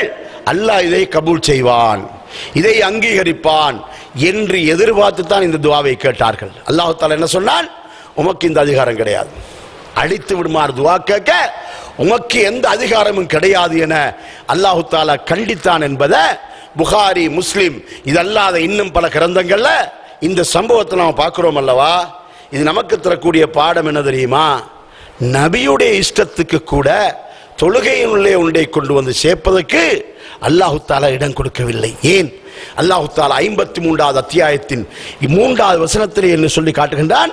வமா யன்திகு அனில் ஹவா, அவர் சுயமாக எதையும் சொல்ல மாட்டார். இன் ஹுவ இல்லா வஹ்யு யூஹா, அல்லாஹ்வின் புறத்திலிருந்து வருகின்ற வஹ்யைத்தான் சொல்லுவார், சுயமாக எதையும் சொல்ல மாட்டார். அப்போ அவர் மார்க்கத்தில் தொழுகையில் ஒரு சட்டத்தை சொல்வதாயினும் சரி, நோன்பில் ஒரு சட்டத்தை சொல்வதாயினும் சரி, ஹஜ்ஜில் ஒரு சட்டத்தை சொல்வதாயினும் சரி, உம்ராவில் ஒரு சட்டத்தை சொல்வதாயினும் சரி, மார்க்கத்தில் எதுல தான் ஒரு சட்டத்தை சொன்னாலும் அவர் சுயமாக எதையும் சொல்ல மாட்டார், அல்லாஹ்வின் புறத்திலிருந்து வருகின்ற வஹ்யை தான் சொல்வார். இதுக்கு நல்ல ஒரு உதாரணத்தை பாருங்க. நபி ஸல்லல்லாஹு அலைஹி வஸல்லம் அவர்கள் பரா இப்னு ஆஸிப் ரலியல்லாஹு அன்ஹுக்கு ஒரு துஆவை கற்றுக் கொடுக்குறாங்க. எப்ப? பராயே, நீ இரவைக்கு நித்திரைக்கு செல்லும் போது நீ உது செய்து கொள், நித்திரைக்கு போ. வழக்கமாக ஓதக்கூடிய எல்லாத்தையும் ஓதிட்டு நீ நித்திரை கொள்வதற்கு முன்னால கடைசியாக இந்த துஆ ஓது. நித்திரை கொள்வதற்கு முன்னதாக கடைசியாக இந்த துஆ ஓது. இந்த துஆ ஓதினதுக்கு பின்னால யாரோடும் எதுவும் பேசாதே, அப்படியே நீ நித்திரை கொண்டு அந்த நித்திரையோடையே நீ மௌத்தாகி விட்டாய் என்று சொன்னா நீ பாவங்கள் மன்னிக்கப்பட்ட ஒரு பரிசுத்தமானவனாக நீ மௌத்தாகிடுவாய். அப்படி இல்லை, நீ காலையில் நீ தூக்கத்தை விட்டு எழும்புவாய் என்று சொன்னா ஒரு நல்ல மனிதனாக எழுந்து நிற்பாய் என்று நபி ஸல்லல்லாஹு அலைஹி வஸல்லம் சொல்லிவிட்டு, அல்லாஹும்ம அஸ்லம்து நஃப்ஸி இலைக்க வஃபவ்வல்து அம்ரி இலைக்க வஅல்ஜத்து ظஹரி இலைக்க ரக்பத்தன் வரஹபத்தன் இலைக்க லா மல்ஜா வலா மன்ஜா மின்க இல்லா இலைக்க அல்லாஹும்ம ஆமன்து பிகிதாபிக அல்லதி அன்ஸல்த வபி நபியிக அல்லதி அர்ஸல்த என்ற இந்த துஆவை நபி ஸல்லல்லாஹு அலைஹி வஸல்லம் கற்றுக் கொடுக்கிறாங்க. சஹாபாக்களுக்கு ஒரு வழக்கம் இருந்தது, நபி அவர்கள் எதையாவது சொல்லிக் கொடுத்தா அதை பாடம் விட்டுட்டு திரும்பவும் நபி அவர்களை கண்டா பாடம் இருக்கிறதா என்பதை நபி அவர்களுக்கே ஒப்புவித்து காட்டுவார்கள். அப்படி ஒரு பழக்கம். இந்த பரா ரலியல்லாஹு அன்ஹு என்ன செய்றாங்க? நபி அவர்களை அடுத்த முறை கண்டோடனே, யா ரசூலல்லாஹ் துஆவை மனப்பாடம் விட்டு கொண்டேன், சரிதான் ஆண்டு பாருங்க என்று ஓதி காட்டார். ஓதி காட்டினா கடைசி வார்த்தையை நபி அவர்கள் எப்படி கற்றுக் கொடுத்தார்கள்? வபி நபியிக அல்லதி அர்ஸல்த. இவன் மாற்றி ஓதுறார், வபி ரசூலிக அல்லதி அர்ஸல்தன்னு மாற்றி ஓதிட்டார். நபி அவர்கள் உடனே தடுக்கிறாங்க, நிறுத்து, அப்படி ஓதாதே, நான் உனக்கு கற்றுத்தந்தது வபி நபிக்கு, அப்படித்தான் ஓது, அதை மாற்றக்கூடாது. நபி அவர்கள் ஏன் தடுத்தார்கள்? வபி ரசூலிக்கன்னு சொன்னா தப்பா? ரசூலிக்கன்னு சொல்லக்கூடாதா? அவர் ரசூல் அல்லையா? அவர் நபி மட்டும்தானா? உண்மைதான், ரசூல் தான், சந்தேகம் இல்லை. ஆனா தடுத்ததுக்கான காரணம் என்ன தெரியுமா? இந்த துஆ என்பது நபி அவர்கள் சொந்தமாக சொல்லிக் கொடுத்த ஒன்றல்ல, அல்லாஹ்வின் புறத்திலிருந்து நபி அவர்களுக்கு வந்த வஹையைத்தான் அவர்கள் சொல்லிக் கொடுத்தார்கள். அந்த வஹை எப்படி வந்தது? வபி நபிக்கன்னு தான் வந்தது. அதை அப்படித்தான் ஓத வேண்டும், அதை வபி ரசூலிக்கன்னு மாற்றி ஓதக்கூடாது. அப்போ தொழுகையின் அமைப்பு இருக்கின்றது அல்லவா, இந்த அமைப்பு அல்லாஹ்வின் புறத்திலிருந்து நபி ஸல்லல்லாஹு அலைஹி வஸல்லம் அவர்களுக்கு வந்ததுதான் தொழுகையுடைய அமைப்பு. ருக்கு ஒன்றாகவும் சுஜூத் இரண்டாகவும் இருக்கின்றது. இதுதான் தொழுகையின் அமைப்பு. சுபஹை தவிர மற்ற 4 தொழுகையிலும் 2 அத்தஹியாத்துக்கள், சுபஹ் தொழுகை 2 ரகாத்துக்கள், அதுல லுஹர் அஸ்ரும் மௌனமாக தொழுவது, மக்ரிப் இஷா இரண்டும் முதல் 2 ரகாத்துகளும் சத்தமாகவும் கடைசி 3ஆம் 4ஆம் ரகாத்துகள் மௌனமாகவும் ஓதுவது, சுபஹுக்கு 2 ரகாத்துக்கள், இதெல்லாம் அல்லாஹ்வின் புறத்திலிருந்து வந்த அமைப்பு. இந்த அமைப்பை யாரும் மாற்ற முடியாது. அப்போ இந்த தொழுகையுடைய நடைமுறையில இந்த அமைப்புகளையே மாற்ற முடியாது என்று சொன்னா சலாம் கொடுத்ததுக்கு பின்னாலும் இந்த தொழுகையை மாற்ற முடியாது. காரணம் என்ன தெரியுமா? நாம இந்த நீண்ட காலத்துக்கு முன்னால இந்த நாட்டில் நடத்திய மிகப்பெரிய போராட்டம் தான் இந்த கூட்டு துஆவுக்கு எதிரான போராட்டம். இப்பொழுது அல்ஹம்துலில்லாஹ் கூட்டு துஆ ஓதுகின்றவர்களுக்கும் நாம் மக்களுக்காகத்தான் ஓதுகிறோம், சடங்குக்காக ஓதுகிறோம், பிரச்சனையை தவிர்ப்பதற்காகத்தான் ஓதுகிறோம் என்ற அந்த உணர்வோடு தான் ஓதுகிறார்கள். ஓதுகின்ற நிறைய பேர் அப்படித்தான் ஓதுகிறார்கள். இமாமுக்கு தெரியும், அவங்க நேரடியாகவே சொல்லிடுவாங்க, ஏன் தான் நீங்கள் ஓதுறீங்கன்னு கேட்டால் என்னதான் பண்ணுறது, இதை ஓதாட்டி விடுவானா, என்ன பள்ளியிலிருந்து அடித்து விரட்டிடுவானே, இதை ஓதாட்டி முடியாதே என்று சொல்லிட்டு தான் ஓதுறாங்க. ஆனால் இது கடந்த சுமார் இந்த நாட்டில் ஒரு 35 வருடங்களுக்கு முன்னதாக இந்த நாட்டில் இந்த கூட்டு துஆவுடைய நிலைமை எப்படி இருந்தது தெரியுமா? சூரத்துல் ஃபாத்திஹா ஒருத்தன் விட்டுட்டாலும் கூட அவனுக்கு மன்னிப்பு இருந்தது. ஆனால் கூட்டு துஆ விட்டு அவனுக்கு மன்னிப்பே கிடையாது, அவனுக்கு தண்டனை தான், அடி ஒத, அவனை ஜொப்பை இல்லாமாக்குறது, இதுதான் நடந்துச்சு. அப்போ இந்த துஆவை பற்றிய சரியான விளக்கத்தை மக்கள் தெளிவாக தெரிந்ததற்கு பின்னால்தான் இன்றைக்கு நிறைய பேர் இந்த கூட்டு துஆ விட்டுருக்கிறாங்க. காரணம் என்ன? ரசூலுல்லாஹி ஸல்லல்லாஹு அலைஹி வஸல்லம் அவர்கள் வாழ்க்கையில் ஒரே ஒரு ஹஜ் தான் செய்தாங்க, வாழ்க்கையில் ஒரே ஒரு ஹஜ் தான் செய்தாங்க. ஆனால் தொழுகையும் அப்படி அல்ல, வாழ்க்கையில் ஒரு முறை தொழுதல்ல. அவர்கள் ஜமாத்து தொழுகையை 10 வருடங்களுக்கு மேற்பட்ட காலம் இந்த ஜமாத்து தொழுகையை தொழுதிருக்கிறாங்க. ஐங்கால தொழுகை, ஜும்மா தொழுகை, பெருநாள் தொழுகை, மழை தொழுகை என்று ஜமாத்தான தொழுகையை 10 வருடங்களுக்கு மேற்பட்ட காலம் தொழுதிருக்கிறாங்க. அவ்வளவு காலங்களிலும் ஒரு நாளிலாவது ஒரு வக்திலாவது அவர்கள் சத்தமாக துஆ ஓத சஹாபாக்கள் ஆமீன் சொன்னது கிடையவே கிடையாது. அப்படி ஒரு நடைமுறை இல்லை. இன்னைக்கு சமுதாயத்தில் பார்க்குறோமே, இமாம் சலாம் கொடுத்ததுக்கு பின்னால் ஒருவர் கூட்டு துஆ ஓத மக்கள் ஆமீன் சொல்கிறார்களே, இப்படி ஒரு நடைமுறை நபி அவருடைய காலத்தில் இருந்ததே கிடையாது. அப்போ இதுக்கு முழு உலகத்தின் அளவுக்கு விட்ட சவாலுக்கு யாராலும் பதில் சொல்ல முடியாது என்ற காரணத்தினால்தான் இப்பொழுது மௌனம் அடைந்து விட்டார்கள். பிரச்சனை இல்லாம இப்ப எங்கு போனாலும் எந்த இடத்திலையும் கூட்டு துஆ இல்லாமல் ஜமாத் நடத்துகின்ற ஒரு நடைமுறையை பார்க்கின்றோம். அதாவது நாம ஹஜ்ஜிக்கோ உம்ராவுக்கோ சென்றா மக்காவுல, மதீனாவுல, அரபு நாடுகள்ல எங்க போய் பார்த்தாலும் கூட்டு துஆ இல்லாம அமைப்பை பார்க்கிறோம். காரணம் என்ன? வஹி இறங்கின அந்த பூமிகள் மக்கா, மதீனா, அந்த வஹி இறங்கின பூமிகள்ல இன்றைக்கும் அன்றிருந்த அதே நடைமுறை தான் இன்றும் இருப்பதை பார்க்கின்றோம். அதனால நாம, உங்களுக்கு தெரியுமா, இது மாதிரியான இந்த துஆ, அதாவது தொழுகைக்கு பின்னால் ஓதக்கூடிய இந்த திக்ருகள், ஔராதுகள், இவைகளை எல்லாம் மக்கள் பாடமிட்டு ஓதி வர வேண்டும் என்ற இந்த நடைமுறை எப்பொழுது மக்களுக்கு மத்திக்கு வந்தது தெரியுமா? கூட்டு துஆ கிடையாது என்று சொன்னதற்கு பின்னால்தான் நாம் ஓத வேண்டியது எது என்பதை மக்களுக்கு சொல்ல வேண்டும் என்பதற்காகத்தான் இப்படி ஒன்றை அறிமுகப்படுத்தினோம். சலாம் கொடுத்ததுக்கு பின்னால உங்களை எழுந்து ஓடுங்கள் என்று சொல்லவில்லை. சலாம் கொடுத்ததுக்கு பின்னால் நீங்கள் அமைதியாக அமர்ந்து அங்கு அல்லாவிடத்தில் பாவ மன்னிப்பு தேடி இஸ்திக்பார் செய்யுங்கள். அல்லாஹும் அந்த சலாம் அமிங்க சலாம் ஓதுங்கள். அதற்கு பின்னால் லா இலாஹ இல்லல்லாஹ் வஹ்தஹு லா ஷரீக லஹு ஓதுங்கள். ஆயத்துல் குர்சி ஓதுங்கள். அதற்கு பின்னால சுப்ஹானல்லாஹ், அல்ஹம்துலில்லாஹ், அல்லாஹு அக்பர் ஓதுங்கள் என்று ஓதக்கூடியது எல்லாத்தையும் மக்களுக்கு சொல்லிக் கொடுத்தோம். இதெல்லாத்தையும் நீங்க ஓதுங்க என்று சொல்லிக் கொடுத்தோம். இன்றைக்கு கூட்டு துஆ ஓதக்கூடிய பள்ளிவாசல்களிலும் கூட இப்படியான இந்த போர்டை பார்க்கிறோம். இதை பார்க்கிறோம். ஏன் இது ஓதணும் என்பதை பார்க்கிறோம். அப்ப நாம சலாம் கொடுத்ததுக்கு பின்னால இவைகளை எல்லாம் ஓத வேண்டும் என்பதை வலியுறுத்தக்கூடியவர்களாகத்தான் இருக்கின்றோம். இவைகளை ஓதாமல் தொழுகை அவசரமாக முடிக்கணும் வைங்க. அவசரமாக முடிக்கிறா எப்படி முடிக்கிறாங்க?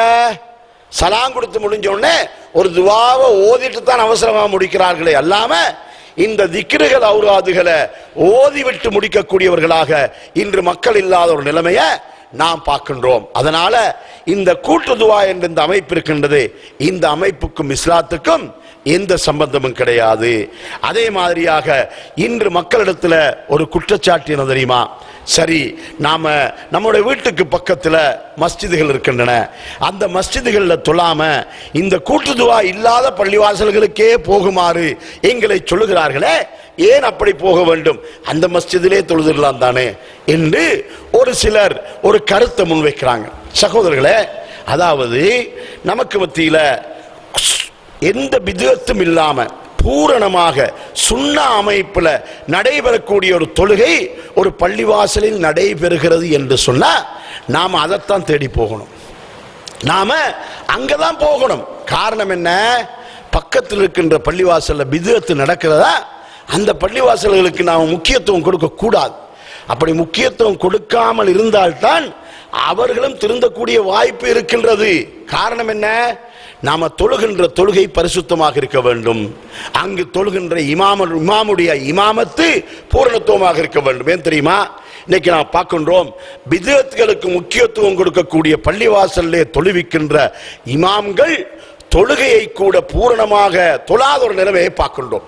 ரசூலுல்லாஹி ஸல்லல்லாஹு அலைஹி வஸல்லம் அவர்கள் தொழுகையிலே 4 இடங்களில் கைகளை உயர்த்துகின்றவர்களாக இருந்தார்கள்.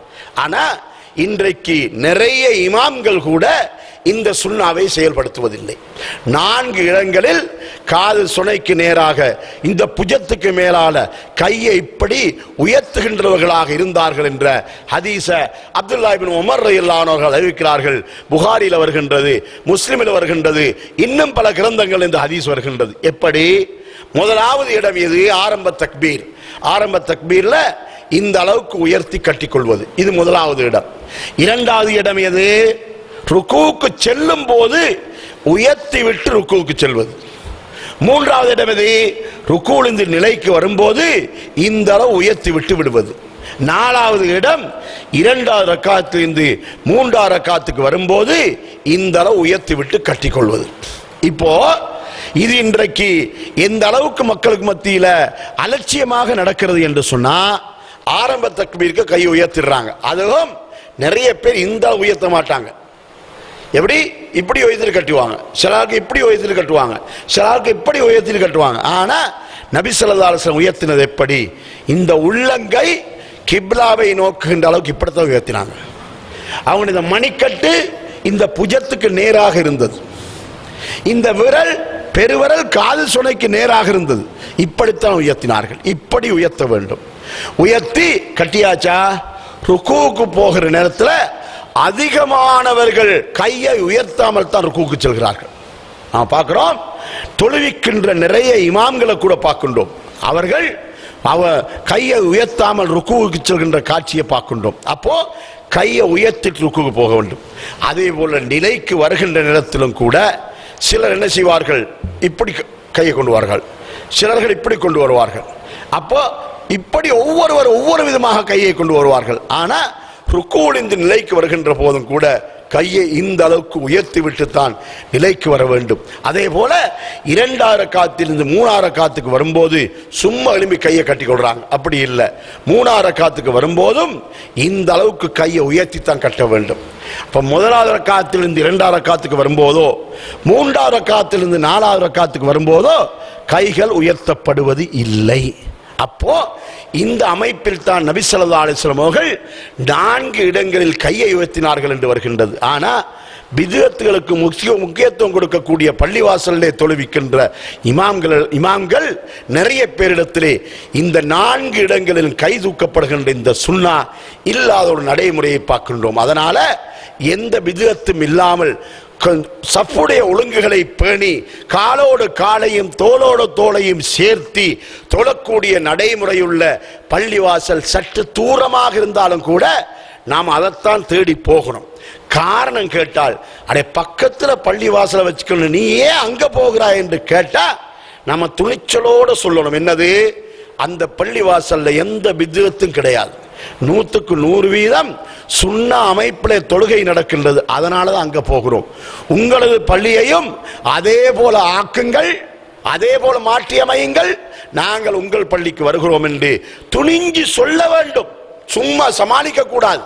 அப்படி சொன்னால்தான் அவர்களுக்கும் சிந்தனைக்கு இது வரக்கூடியதாக இருக்கும் என்பதை நாம கவனத்தில் கொள்ள வேண்டும். சகோதரர்களே, இன்னும் ஒரு முக்கியமான விஷயத்தை நான் சொல்லி என்னுடைய உரையை சுருக்கிக் கொள்கின்றேன். அது என்னவென்று சொன்னா, இன்னைக்கு நான் பார்க்கின்றோம், அதாவது அத்தஹியாத்துல சிலர் என்ன செய்வார்கள் சொன்னா, கையை இப்படி வச்சுக்கொள்வாங்க, ரெண்டு தொடையிலையும் கையை இப்படி வச்சுக்கொள்வாங்க. வச்சுக்கொள்ளிட்டு அஷ்ஹது அல்லா இலாஹ இல்லல்லாஹ்னு விரல் அப்படி உயர்த்துவாங்க. இதுக்கு எந்த ஹதீஸ்லயும் ஆதாரம் கிடையாது. எப்படி கை இப்படி வச்சுக்கொண்டு இருந்துட்டு அஷ்ஹது அல்லா இலாஹ இல்லல்லாஹ்னு இப்படி உயர்த்துறது, அதுக்கு எங்கேயுமே கிடையாது. என்ன செய்யணும், நீங்க ஹதீஸ் நூல்கள் எடுத்து பாருங்க. நான் இப்ப உங்களுக்கு சொன்னேன் புலூகுல் மராம், அதனுடைய தமிழ் மொழிபெயர்ப்பு இருக்கின்றது, அதை எடுத்து பாருங்கள். இமாம் நபவி ரஹ்மத்துல்லாஹி அலைஹி அவர்கள் யார் தெரியுமா? இந்த நாட்டில் வாழுகின்ற பெரும்பான்மையான இந்த முஸ்லிம் சகோதரர்கள் ஏற்றுக்கொள்ளக்கூடிய ஷாஃபி மதுஹபுடைய முக்கியமான இமாம் தான் அவர். அந்த கிதாபுல அத்தஹியாத்துடைய பாடத்தில் வரக்கூடிய அந்த ஹதீஸ்கள் எப்படி வருது தெரியுமா? நபி ஸல்லல்லாஹு அலைஹி வஸல்லம் அவர்கள் அத்தஹியாத்துக்காக அமர்ந்தால் இடது தொடையின் மீது இடது கையை விரித்து வைப்பார்கள், வலது தொடையின் மீது வலது கையை வைக்கும் போது பெருவிரலால் நடுவிரலை இப்படி பிடிப்பார்கள், அடுத்த இரண்டு விரலையும் மடக்கிக் கொள்வார்கள். உட்கார்ந்த உடனே செய்யற வேலை தான் இது. அஷ்ஹது அல்லா இலாஹ இல்லல்லாஹ் சொல்லும் போது என்பது அல்ல, உட்கார்ந்த உடனே இடது தொடையின் மீது இடது கையை வைப்பார்கள், வலது கையிலே பெருவிரலால் நடுவிரலை பிடிப்பார்கள், அதனை அடுத்துள்ள இரண்டு விரல்களை மடக்கிக் கொள்வார்கள். அப்போ இந்த விரல் நீண்ட நிலையில் தான் இருக்கின்றது. அத்தஹியாத்தில் உட்கார்ந்த உடனேயே இந்த விரல் நீட்டப்பட்ட நிலையில் தான் இருக்கின்றது. இப்படி நீட்டப்பட்டிருக்கின்ற இந்த நிலையில் இருக்கின்ற இந்த விரலை என்ன செய்ய வேண்டும் என்பதை பற்றி வாயில் இப்னு ஹுஜர் ரலியல்லாஹு அன்ஹு அவர்கள் நமக்கு சொல்கின்றார்கள். என்ன சொல்கிறார்கள் தெரியுமா? நபி ஸல்லல்லாஹு அலைஹி வஸல்லம் அவர்கள் தொழுவதை நான் கவனித்தேன். அவர்கள் இடது தொடையின் மீது இடது கையை விரித்து வைத்தார்கள், வலது தொடையின் மீது வலது கையை வைக்கும் போது பெருவிரலால் நடுவிரலை பிடித்தார்கள், அடுத்து இரண்டு விரல்களை மடக்கிக் கொண்டு இந்த சுட்டு விரலை அவர்கள் அசைத்துக் கொண்டிருக்க நான் கண்டேன். என்ன அசைத்துக் கொண்டிருக்க நான் கண்டேன். இது தொடர்ச்சியாக நடைபெற்ற செயல். அப்போ அதே செய்தி தாரமி என்ற கிரந்தத்தில் வருகிறது. இந்த நபித்தோழர் மதீனாவுக்கு சற்று தூரத்தில் வாழ்ந்தவர், அவர் அடிக்கடி மதீனாவுக்கு வந்து போவார். அவர் சொல்லுகிறார், நான் ஒரு குளிர்காலத்தில் வந்தேன், அந்த காலத்தில் நபி அவர்களுக்கு பின்னால் தொழுதவர்கள் குளிரின் காரணமாக தங்களுடைய கைகளை ஆடைகளுக்குள் வைத்துக் கொண்டிருந்தார்கள். ஜுப்பா நல்ல பெருசு தானே, உடுப்பு நல்ல பெருசு தானே, ஆடைகளுக்குள் கை அப்படி வச்சு கொண்டிருந்தாங்க. வெளியில வச்சா கை கூதல், ஆடைகளுக்குள் இருந்த கை விரல்கள் அசைந்து கொண்டிருந்தன. யாரு? சஹாபாக்களும் அசைக்கின்றவர்களாக இருந்தார்கள் என்பதை இந்த நபித்தோழர் நமக்கு சொல்லி காட்டுகிறாரா இல்லையா? சரி, இந்த ஹதீஸ சிலர் எப்படி விளங்கி வைத்திருக்கார்கள் என்றால், சைக்கினை செய்தல் என்றால் விரலை நீட்டிக் கொண்டிருத்தல் என்று சிலர் விளக்கம் சொல்றாங்க. சைக்கினை என்ற அந்த சொல்லுக்கு வாயில் இப்னு ஹுஜர் ரலியல்லாஹு அன்ஹு என்ன விளக்கம் சொல்றாங்க? அசைத்துக் கொண்டிருக்க நான் கண்டேன் என்று சொல்றாங்க. சரி, நீட்டிக் கொண்டிருப்பதா அல்லது அசைத்துக் கொண்டிருப்பதா என்ற சர்ச்சை இரண்டாவது. ஆனா ஆரம்பத்திலே விரலை எப்படி வைக்க வேண்டும் என்பதில் எந்த கருத்து முரண்பாடும் கிடையாது. எப்படி பெருவிரலால் நடுவிரலை பிடிக்க வேண்டும், அடுத்த இரண்டு விரலை மடக்கிக் கொள்ள வேண்டும், இந்த விரல் நீட்டப்பட்டதாக இருக்க வேண்டும் என்பதை நாம ஹதீஸ்களை பார்க்கின்றோம். அதனால அஷ்ஹது அல்லா இலாஹ இல்லல்லாஹ் என்ற இடத்துல மட்டும்தான் இந்த விரலை உயர்த்துறதுக்கு எந்த ஒரு ஹதீஸ் அது கிடையாது, எங்கேயுமே ஹதீஸ் கிடையாது. நாம் இதை விளங்க வேண்டும். அடுத்த சகோதரர்களே, ஒரு முக்கியமான விஷயம் என்ன தெரியுமா? நமது சகோதரர்கள் எங்கேயாவது போகின்ற வழிகளில் தொழுகையுடைய நேரம் வந்து விட்டது என்று சொன்னா அவர்கள் தொழுகைக்காக கிடைக்கிற மஸ்ஜிதோடு போயிடுவாங்க. அப்போ குர்ஆன் சுன்னா அமைப்புல ஒரு மஸ்ஜித் இருந்தால் அதுக்கு போவார்கள். அப்படி இல்லை என்றாலும் கூட ஜமாத்துடைய நன்மை கிடைக்க வேண்டும் என்பதற்காக கிடைக்கிற மஸ்ஜிதுக்கு போய் தொழுது கொள்ள வேண்டும். அது உண்மைதான், சந்தேகமே கிடையாது.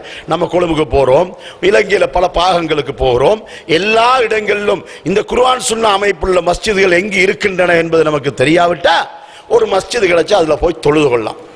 ஆனா இப்படி தொழுகின்ற தொழுகையில சுபஹு தொழுகையை தவிர மற்ற 4 தொழுகைகளையும் எந்த மஸ்ஜிதிலும் தொழுது கொள்ளலாம், பிரச்சனை இல்லை. காரணம் என்ன தெரியுமா? அவர்களுக்கு நமக்கு இடையில் இருக்கக்கூடிய ஒரே ஒரு சர்ச்சை கூட்டு துவா தான். கூட்டு துவாவை தவிர மற்ற ஒன்றும் சர்ச்சை கிடையாது. அவங்க தக்பீர் கட்டுறதோ, ருக்குவுக்கு போவதோ, சுஜூதுக்கு போவதோ, அத்தையாத்து ஓதுவதோ நமக்கு பிரச்சனை கிடையாது. அவங்க செய்கிற மாதிரி செய்கிறாங்க, நாங்கள் செய்கிற மாதிரி செஞ்சிடறோம். ஆனால் சுபகுடைய தொழுகையில் மாத்திரம் அவர்களை பின்பற்றுவதில் நமக்கு ஒரு சர்ச்சை இருக்கின்றது. என்ன சர்ச்சை தெரியுமா? சுபகுல குனூத் இருக்கின்றது. இந்த குனூத் என்பது நபி ஸல்லல்லாஹு அலைஹி வஸல்லம் அவர்கள் செய்த ஒரு நடைமுறை அல்ல. அவர்கள் ஒரு மாதம் குனூத் ஓதினார்கள், பின்னர் அதனை விட்டு விட்டார்கள். ஏற்கனவே அவன் சம்பவம் சொன்னனே, அந்த 70 சஹாபாக்கள் கொல்லப்பட்டதுக்காக சாபமிட்டு பிரார்த்தனை செய்த சம்பவத்தை சொல்லியிருந்தானே, அல்லாஹ் தஆலா எச்சரிக்கை செய்து குர்ஆனை இறக்கின உடனேயே அவர்கள் இந்த குனூத் ஓதுவதை விட்டு விட்டார்கள். இதை பற்றி அனஸ் ரலியல்லாஹு அன்ஹு சொல்லும்போது சொல்கிறார்கள், கனத ரசூலுல்லாஹி ஸல்லல்லாஹு அலைஹி வஸல்லம் ஷஹரன் சும்ம தரகஹு. நபி ஸல்லல்லாஹு அலைஹி வஸல்லம் அவர்கள் ஒரு மாதம் குனூத் ஓதினார்கள், பின்னர் அதனை விட்டு விட்டார்கள் என்று அனஸ் ரலியல்லாஹு அன்ஹு அறிவிக்கிறாங்க. அந்த அடிப்படையில் இந்த குனூத் என்ற இந்த நடைமுறை கிடையாது. இதனை பற்றி நபி அவருடைய மௌத்துக்கு பின்னால அபூ மாலிக்குல் அஷ்ஜஇ என்று சொல்லக்கூடியவருடைய தந்தை தாரிக் என்பவர் ஒரு சஹாபி. அப்ப அபூ மாலிக்குல் அஷ்ஜஇ என்பவர் தாரிக்குடைய மகன். அவர் ஒரு சஹாபி அல்ல, அந்த தாரிக் என்பவருடைய மகன். அப்போ இந்த தாரிக் என்பவருடைய தகுதி என்ன தெரியுமா? தொழுகை கடமையாக்கப்பட்ட நாளிலிருந்து ரசூலுல்லாஹ்வுக்கு பின்னால தொழுதவர். அதுக்கு பின்னால அபூபக்கர் ரலியல்லாஹு அன்ஹு கிலாபத்துடைய 2.5 வருஷம் அவங்களுக்கு பின்னால தொழுதவர். அதுக்கு பின்னால அதாவது உமர் ரலியல்லாஹு அன்ஹுடைய ஆட்சி காலம் 10 வருஷத்திலேயும் அவருக்கு பின்னால தொழுதவர். அதுக்கு பின்னால உஸ்மான் ரலியல்லாஹு அன்ஹுடைய ஆட்சி காலம் 13 வருடங்களிலும் அவருக்கு பின்னால தொழுதவர். அதுக்கு பின்னால் அலி ரலியல்லாஹு அன்ஹுடைய ஆட்சி மதீனாவில் 1 வருஷம் இருந்ததே, அங்கேயும் அவருக்கு பின்னால தொழுதவர். அலி ரலியல்லாஹு அன்ஹு அவர்கள் தன்னுடைய ஆட்சி பீடத்தை கூபாவுக்கு எடுத்து சென்று அங்கு 5 வருடங்கள் இருந்தார்களே, அங்கேயும் அவருக்கு பின்னால தொழுதவர். அப்போ இந்த கூஃபா என்பதுல என்ற ஊர்ல சஹாபாக்களுடைய மறைவுகளுக்கு பின்னால இன்னும் கொஞ்சம் சஹாபாக்கள் தான் மிச்சம் இருக்கிறாங்க. அலி ரலியல்லாஹு அன்ஹு ஷஹீத் ஆயிட்டாங்க. இப்போ முஆவியா ரலியல்லாஹு அன்ஹுடைய ஆட்சி காலம். இப்படியான இந்த காலகட்டத்தில் இந்த தாரிக்குடைய மகன் கேட்கிறார் வாப்பா கிட்ட, யா அபதி இன்னக கது சல்லைத ஹல்வ ரசூலில்லாஹி ஸல்லல்லாஹு அலைஹி வஸல்லம் வ அபீ பக்கர் வ உமர் வ உஸ்மான் வ அலியின் ஹாஹுனா பில் கூஃபா நஹுவ மின் 5 சினீன் அஃபகானு யக்னுதூன ஃபில் ஃபஜ்ர். தந்தையே, நீங்க ரசூலுல்லாஹ் பின்னால தொழுதிக்கிறீங்க, அபூபக்கர் ரலியல்லாஹு அன்ஹு பின்னால தொழுதிக்கிறீங்க, உமருக்கு பின்னால தொழுதிக்கிறீங்க, உஸ்மானுக்கு பின்னால தொழுதிக்கிறீங்க. நாம வாழ்ந்து கொண்டிருக்கின்ற இந்த கூஃபாவில் அலி ரலியல்லாஹு அன்ஹுக்கு பின்னால் நீங்க 5 வருஷம் தொழுதிக்கிறீங்க. இவர்கள் எல்லோரும் ஃபஜ்ர் தொழுகைக்கு குனூத் ஓதினார்களா என்ற ஒரு கேள்விய தந்தை கிட்ட மகன் கேட்கிறார். யார் தந்தை? அவருடைய தகுதியை சொல்லிட்டேன். அலி ரலியல்லாஹு அன்ஹு வரைக்கும் அத்தனை ரசூலுல்லாஹ்வுக்கும் இந்த 4 கலீஃபாக்களுக்கு பின்னால 5 வேளை தொழுகைகளையும் ஜமாத்தோடு தொழுத ஒரு சஹாபி. அதுதான் இவருடைய டைட்டில், இவருடைய தகுதி. அப்படிப்பட்ட தகுதியுடைய அந்த சஹாபி தன்னுடைய மகனுடைய கேள்விக்கு பதில் சொல்லும் போது என்ன சொல்கிறார்கள்? எனது அருமை மகனே, இது ஒரு புதிய செயல், புதிய நடைமுறை, இவர்கள் யாரும் இப்படி ஒரு குனூத்து ஓதவில்லை என்று தந்தை மகனுக்கு சொல்லி காட்டுறார். அப்போ குனூத்துடைய பிரச்சனை எப்போ வந்திருக்கிறது? இமாம் அபூ ஹனீஃபா பிறக்கிறதுக்கு முன்னாலேயே பிரச்சனை வந்துட்டு. அதாவது இந்த மதுஹபுடைய இமாம்கள்ல முதலாவது இமாம் அபூ ஹனீஃபா, 2வது மாலிக்கு, 3வது ஷாஃபி, 4வது ஹம்பலி. இந்த முதலாவது இமாம் பிறக்கிறதுக்கு முன்னாலேயே சுபஹுக்கு குனூத்து உண்டா இல்லையா என்ற சர்ச்சை வந்தது. காரணம் என்ன? இந்த குனூத்துடைய சர்ச்சை உலகத்திலேயே முதலாக கிளம்பியது கூஃபாவில் தான். அலி ரலியல்லாஹு அன்ஹுடைய ஆட்சி பீடம் இருந்த கூஃபாவில் தான் முதலாக சர்ச்சை எழும்பியது. அந்த கூஃபாவில் தான் இந்த சர்ச்சைக்கு இந்த கூஃபாவிலேயே வாழ்ந்து கொண்டிருந்த சஹாபியாகிய இந்த தாரிக் ரலியல்லாஹு அன்ஹு அவர்கள் தன்னுடைய மகனுக்கு சொல்கிறார்கள், எனது அருமை மகனே, இவர்கள் யாரும் இதை ஓதவில்லை, இது புதிதாக மக்களுக்கு மத்தியிலே உருவாகிய ஒரு நடைமுறை என்று மகனுக்கு தந்தை சொல்லுகிறார். அப்போ இது இஸ்லாத்தில் இல்லாத ஒன்று. இந்த புதிய நடைமுறை, இந்த பித்ஆவை செய்கின்ற ஒரு இமாம் தொழுகை உள்ளுக்கு செய்கின்றார். தொழுகை உள்ளுக்கு செய்யும் போது தொழுகை குளறுபடியாகி விடுகின்றது, நபி வழி தொழுகைக்கு மாற்றமாக அமைந்து விடுகின்றது. அதனால நாம அவர் தூக்குற மாதிரி கையை தூக்க முடியாது. மக்கள் சொல்கின்ற ஆமீனை போல நாம ஆமீன் சொல்ல முடியாது. அந்த குனூத்தை நாம அங்கீகரிக்க முடியாது. அதே நேரத்தில் இமாம் கையை தூக்கும் போது நாம கையை கீழே போட்டிருக்கவும் முடியாது, தூக்கவும் முடியாது, விடவும் முடியாது என்று சொன்னா என்ன செய்ய முடியும்? அவருக்கு பின்னாமல் தொழாமல் இருப்பதை மட்டும்தான் செய்ய முடியும். அதுதான் செய்ய முடியும். அப்போ சுபஹுடைய தொழுகை மட்டும்தான் நமக்கு பிரச்சனை. மற்ற 4 தொழுகையிலையும் சலாம் கொடுத்ததுக்கு பின்னால நீ கூட்டுதுவா ஓதினா நீ அல்லாஹ்ட்ட பதில் சொல்லிக்கோ, எனக்கும் இதற்கும் சம்பந்தம் கிடையாது என்று சொல்லி நாம் அதை விட்டு விலகிடலாம். ஆனா இது அப்படி அல்ல. தொழுகையின் உள்ளே இந்த பிதா நடக்கின்ற என்ற காரணத்தினால நாம் இதுல பங்கெடுக்க முடியாது. இதுல ஒரு ஆச்சரியம் என்ன தெரியுமா? ஒரு அறிஞர் பேசுறார், ஒருவர் பயான் பண்றார். என்ன சொல்றாரு? சுபஹுக்கு குனூத்து ஓதுவதும் சிறந்தது, ஓதாமல் இருப்பதும் சிறந்தது. அப்போ இது அவருடைய சொந்த சரக்கு, அவருடைய சேப்பால போடுற சொந்த சரக்கு. இஸ்லாம் அல்ல அவர் சொல்றது. என்ன இஸ்லாத்துக்கு அவர் சொல்றது நான் அப்பனுடைய சொத்தா? இது யாருடைய சொத்து? அவர் சொல்றது பெரிய ஒரு, அதாவது ஒரு தீர்ப்பு வழங்குற மாதிரி ஒரு கட்டத்தை அவர் சொல்றார். அந்த வீடியோ கிளிப்பை நிறைய பேர் பார்த்திருப்பீங்க. என்ன சொல்றார்? சுபஹுக்கு குனூத் ஓதுவதும் சுன்னத்து, ஓதுவதும் சிறந்தது, ஓதாமல் இருப்பது சிறந்தது. சிறந்ததுன்னு சொல்றதுக்கு நீ யாரு? மார்க்கத்தில் உனக்கு என்ன தகுதி? இப்படி எல்லாம் சொல்றாங்க. அடே ஒன்றோ நீ சிறந்தது என்று சொல்லி போட்டு பித்அத்வாதியோட சேர்ந்துடு, அல்லது கூடாது என்று சொல்லி சுன்னா அமைப்பில் இருக்கின்ற இந்த தௌஹீத்வாதியோட சேர்ந்துடு. அந்த பக்கத்துக்கு தலையை காட்டி இந்த பக்கத்துக்கு வாழை காட்டி 2 பக்கத்துக்கு நடிக்கிற ஒரு கூட்டம் இது. இந்த கூட்டத்துக்கு யாரும் ஏமாந்துடக்கூடாது. ஒன்றோ சரி என்று சொல்லி அல்லது பிழை என்று சொல்லு, 2ம் சரியா? அடே ஓதுறதும் சரி, ஓதாம இருக்கிறதும் சரின்னு சொன்னா மார்க்கத்தில் உனக்கு என்ன ஆதாரம்? அல்லாஹ்வுடைய ரசூல் சொன்னாங்களா? ரசூல் தான் எங்கேயாவது உனக்கு அனுமதி தந்திருக்கிறாங்களா? இப்படியெல்லாம் சொல்லக்கூடிய சிலரை நாம் பார்க்கின்றோம். அதனால சகோதரர்களே, நாம ஜமாத்து தொழுகையில மிக மிக கவனமாக இருக்க வேண்டும். சுருக்கமான 2 வார்த்தையை சொல்லி முடிக்கின்றேன். அதாவது ஜமாத்து தொழுகை இருக்கின்றது அல்லவா, அது மிக முக்கியமாக பேண வேண்டிய ஒரு தொழுகை. நபி வழி தொழுகையில நாம விடக்கூடிய தவறுகள்ல ஒரு மிகப்பெரிய தவறு தான் ஜமாத்து தொழுகையை நாம அலட்சியம் பண்ணுவது.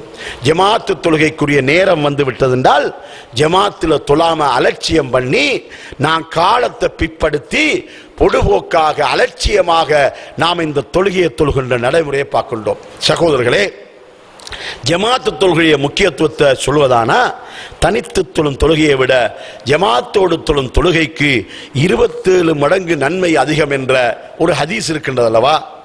இந்த ஒரு ஹதீஸ் மட்டும்தான் சிறப்பு என்பதல்ல. இந்த ஒரு ஹதீஸ்ல 26 மடங்கு மேலதிகமாக கிடைக்குது. இது ஒரு சிறப்பு.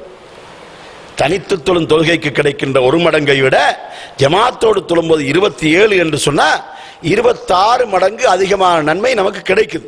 26 நன்மை கிடையாது. தனித்து தொழுகைக்கு எந்த அளவு நன்மை உண்டோ அது 27ஆக பெருக்கப்படும். அப்படிப்பட்ட 27 மடங்கு அந்த நன்மை நமக்கு கிடைக்கின்றது. இதோடு கிடைக்கக்கூடிய மேலதிகமான சில நன்மைகள் என்ன? தனித்து தொழுதா நாம வீட்டுக்குள்ளே இருந்துடுவோம், வெளியே வரமாட்டோம். ஆனா ஜமாத்து தொழுகைக்காக பள்ளிவாசலுக்கு வரும்போது நபி ஸல்லல்லாஹு அலைஹி வஸல்லம் சொன்னார்கள், வீட்டில் ஒது செய்து கொண்டு பள்ளிவாசலை நோக்கி ஜமாத்து தொழுகைக்காக யாராவது வருவார் என்றால் ஒவ்வொரு காலட்டுக்கும் ஒரு நன்மை எழுதப்படும், ஒரு பாவம் அளிக்கப்படும், ஒரு அந்தஸ்து உயர்த்தப்படும். இது வீட்டில் தனித்து தொழுதா இது கிடைக்குமா? தனித்து தொழுது வீட்டுக்குள்ளேயே நாம உட்கார்ந்திருந்தா அல்லது சாய்ந்து கொண்டிருந்தா கிடைக்குமா? இது கிடைக்காது. அப்போ இது வெளியே வருவதனால கிடைக்கக்கூடிய மிகப்பெரிய நன்மை. இது ஒரு நன்மையா? அடுத்த ஒரு நன்மை இருக்கின்றது. என்ன நன்மை? பாதையில வரும்போது நாம காணுகின்றவர்களுக்கெல்லாம் சலாம் சொல்லுவோம். அந்த சலாம் 10 பேரை கண்டா 10 பேருக்கு சொல்லுவோம், 50 பேரை கண்டா 50 பேருக்கு சொல்லுவோம், 100 பேரை கண்டா 100 பேருக்கு சொல்லுவோம். சலாமுடைய சிறப்பு என்ன? நபி ஸல்லல்லாஹு அலைஹி வஸல்லம் சொன்னார்கள், லா தத்குலுல் ஜன்னத ஹத்தா துமினு வலா துமினு ஹத்தா தஹாபு அவலா அதுல்லுக்கும் அலா ஷைஇன் இதா ஃபஅல்துமூஹு தஹாபப்தும் அஃஷு ஸலாம் பைனக்கும். நீங்கள் ஈமான் கொள்கின்ற வரைக்கும் சுவர்க்கம் பிரவேசிக்க மாட்டீர்கள்.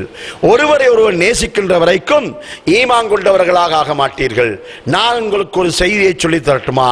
அதை நீங்கள் வாழ்க்கையில் செயல்படுத்துவீர்களானால் ஒருவரை ஒருவர் நேசித்தவர்களாக ஆகுவீர்கள். அதுதான் உங்களுக்கு மத்தியிலே சலாம் சொல்வதை நீங்கள் அதிகப்படுத்துவதாகும். அப்போ சலாம் சொல்வதை அதிகப்படுத்துகின்ற இந்த செயல் நம்மை சுவர்க்கத்தின் அளவுக்கு நெருக்கிக் கொண்டிருக்கக்கூடிய மிக சிறந்த ஒரு அமல். இந்த அமல் எதால கிடைக்குது? பள்ளிவாசலுக்கு ஜமாத்து தொழுகைக்கு வருகின்ற போது இதனால கிடைக்கின்றது. அது மாத்திரமல்ல, வருகின்ற வழியில் ஒரு ஆளை காண்றோம், கண்டா நாம கேட்கிறோம், வழக்கமா ஜமாத்து தொழுகைக்கு வார ஒரு ஆள், அவரை இந்த 2 நாளா காணலையேன்னு ஒரு ஆள்கிட்ட கேட்கிறோம். கேட்டா அவர் என்ன சொல்றாரு? அவட பக்கத்து விட்டார். நம்ம யாரை பத்தி கேட்கிறோமோ அவட பக்கத்து விட்டார். அவர்கிட்ட கேட்கிறோம், என்ன அந்த ஆளை காணல 2 நாளா? தெரியாது அவங்களுக்கு. அவர் 2 நாளா காய்ச்சல், கடுமையான வருத்தம் என்று சொன்னா, அப்போ அப்படியா? இவர் தொழுத உடனே வீட்டுக்கு போகாம நேர நோயாளியை பார்க்க போறார். அப்போ நோயாளியை விசாரிக்கிற நன்மை அவருக்கு கிடைக்குது. அப்ப அப்படி போற இடத்துல அவர் பொருளாதாரத்தில் கஷ்டப்படக்கூடிய ஆள் இவருக்கு விளங்குது, இவருக்கு தெரியும். இவர் என்ன பண்றாரு? யாருக்கும் தெரியாம ரகசியமாக அவருக்கு ஒரு 2000 ரூபாய் பணத்தை கொடுக்கிறார். நீங்க சும்மா இருக்கிறீங்க, தொழிலும் இல்லை, அதனால நீங்க மருந்து வாங்கிக்கோங்க, வீட்டுக்கு செலவுக்கு உங்களுக்கு கஷ்டமாயிக்கும், நீங்க தேவையா உங்களோட உணவுப் பொருட்கள் வாங்கிக்கோங்கன்னு சொல்லி அவருக்கு ஒரு 2000 ரூபாயால் ஒரு 1000 ரூபாய தன்னுடைய வசதி உள்ள மாதிரி ஒரு உதவியை செஞ்சுட்டு வந்துடுறார். அப்ப எவ்வளவு நன்மை! ஜமாத்து தொழுகைக்கு வருவதனால நான் கொஞ்சம் தான் சொன்னேன், இன்னும் பல நன்மைகள் உண்டு. இவ்வளவு நன்மைகளும் ஜமாத்து தொழுகைக்கு வருவதனால் ஏற்படக்கூடிய நன்மைகள். அது மாத்திரமல்ல, இன்னும் ஒரு சிறப்பான நன்மை. அந்த நன்மை என்ன தெரியுமா? நாம ஜமாத்து தொழுகைக்கு பள்ளிக்கு வரும்போது பள்ளிவாசலுக்கு வருகின்ற மக்கள் எல்லோரும் ஆளுக்கால் சலாம் சொல்லிக்கொண்டு புன்முறுவலோடு நெருங்கி பழகுகின்ற, உறவாடுகின்ற ஒரு சிறப்பான ஒரு காரியத்தில் நாம் ஈடுபடுகின்றோமே, இது வீட்டுக்குள்ள அமர்ந்திருந்தால் கிடைக்க மாட்டாது. அதனால சகோதரர்களே, தனித்து தொழும் தொழுகைய ஜமாத்தோடு தொழுவதனால 27 மடங்கு நன்மை என்பதோடு மாத்திரம் நின்றுவிட மாட்டாது. நமக்கு அது அல்லாத மிகப்பெரிய வேறு வேறு விதமான நன்மைகளும் நிரம்பி இருப்பதை நாம் இதனூடாக தெரிந்து கொள்ள முடியும் அல்லவா? அதனால சகோதரர்களே, ஜமாத்து தொழுகையை அலட்சியம் பண்ணிடாதுங்க, கூடுதலாக முக்கியத்துவம் கொடுங்க. எங்கெங்க பள்ளிவாசல் இருக்கின்றனவோ அங்கெல்லாம் தேடி சென்று ஜமாத்து தொழுகையில பங்கெடுங்க. அதில் குறிப்பாக ஃபஜ்ருடைய தொழுகை இருக்கின்றது அல்லவா?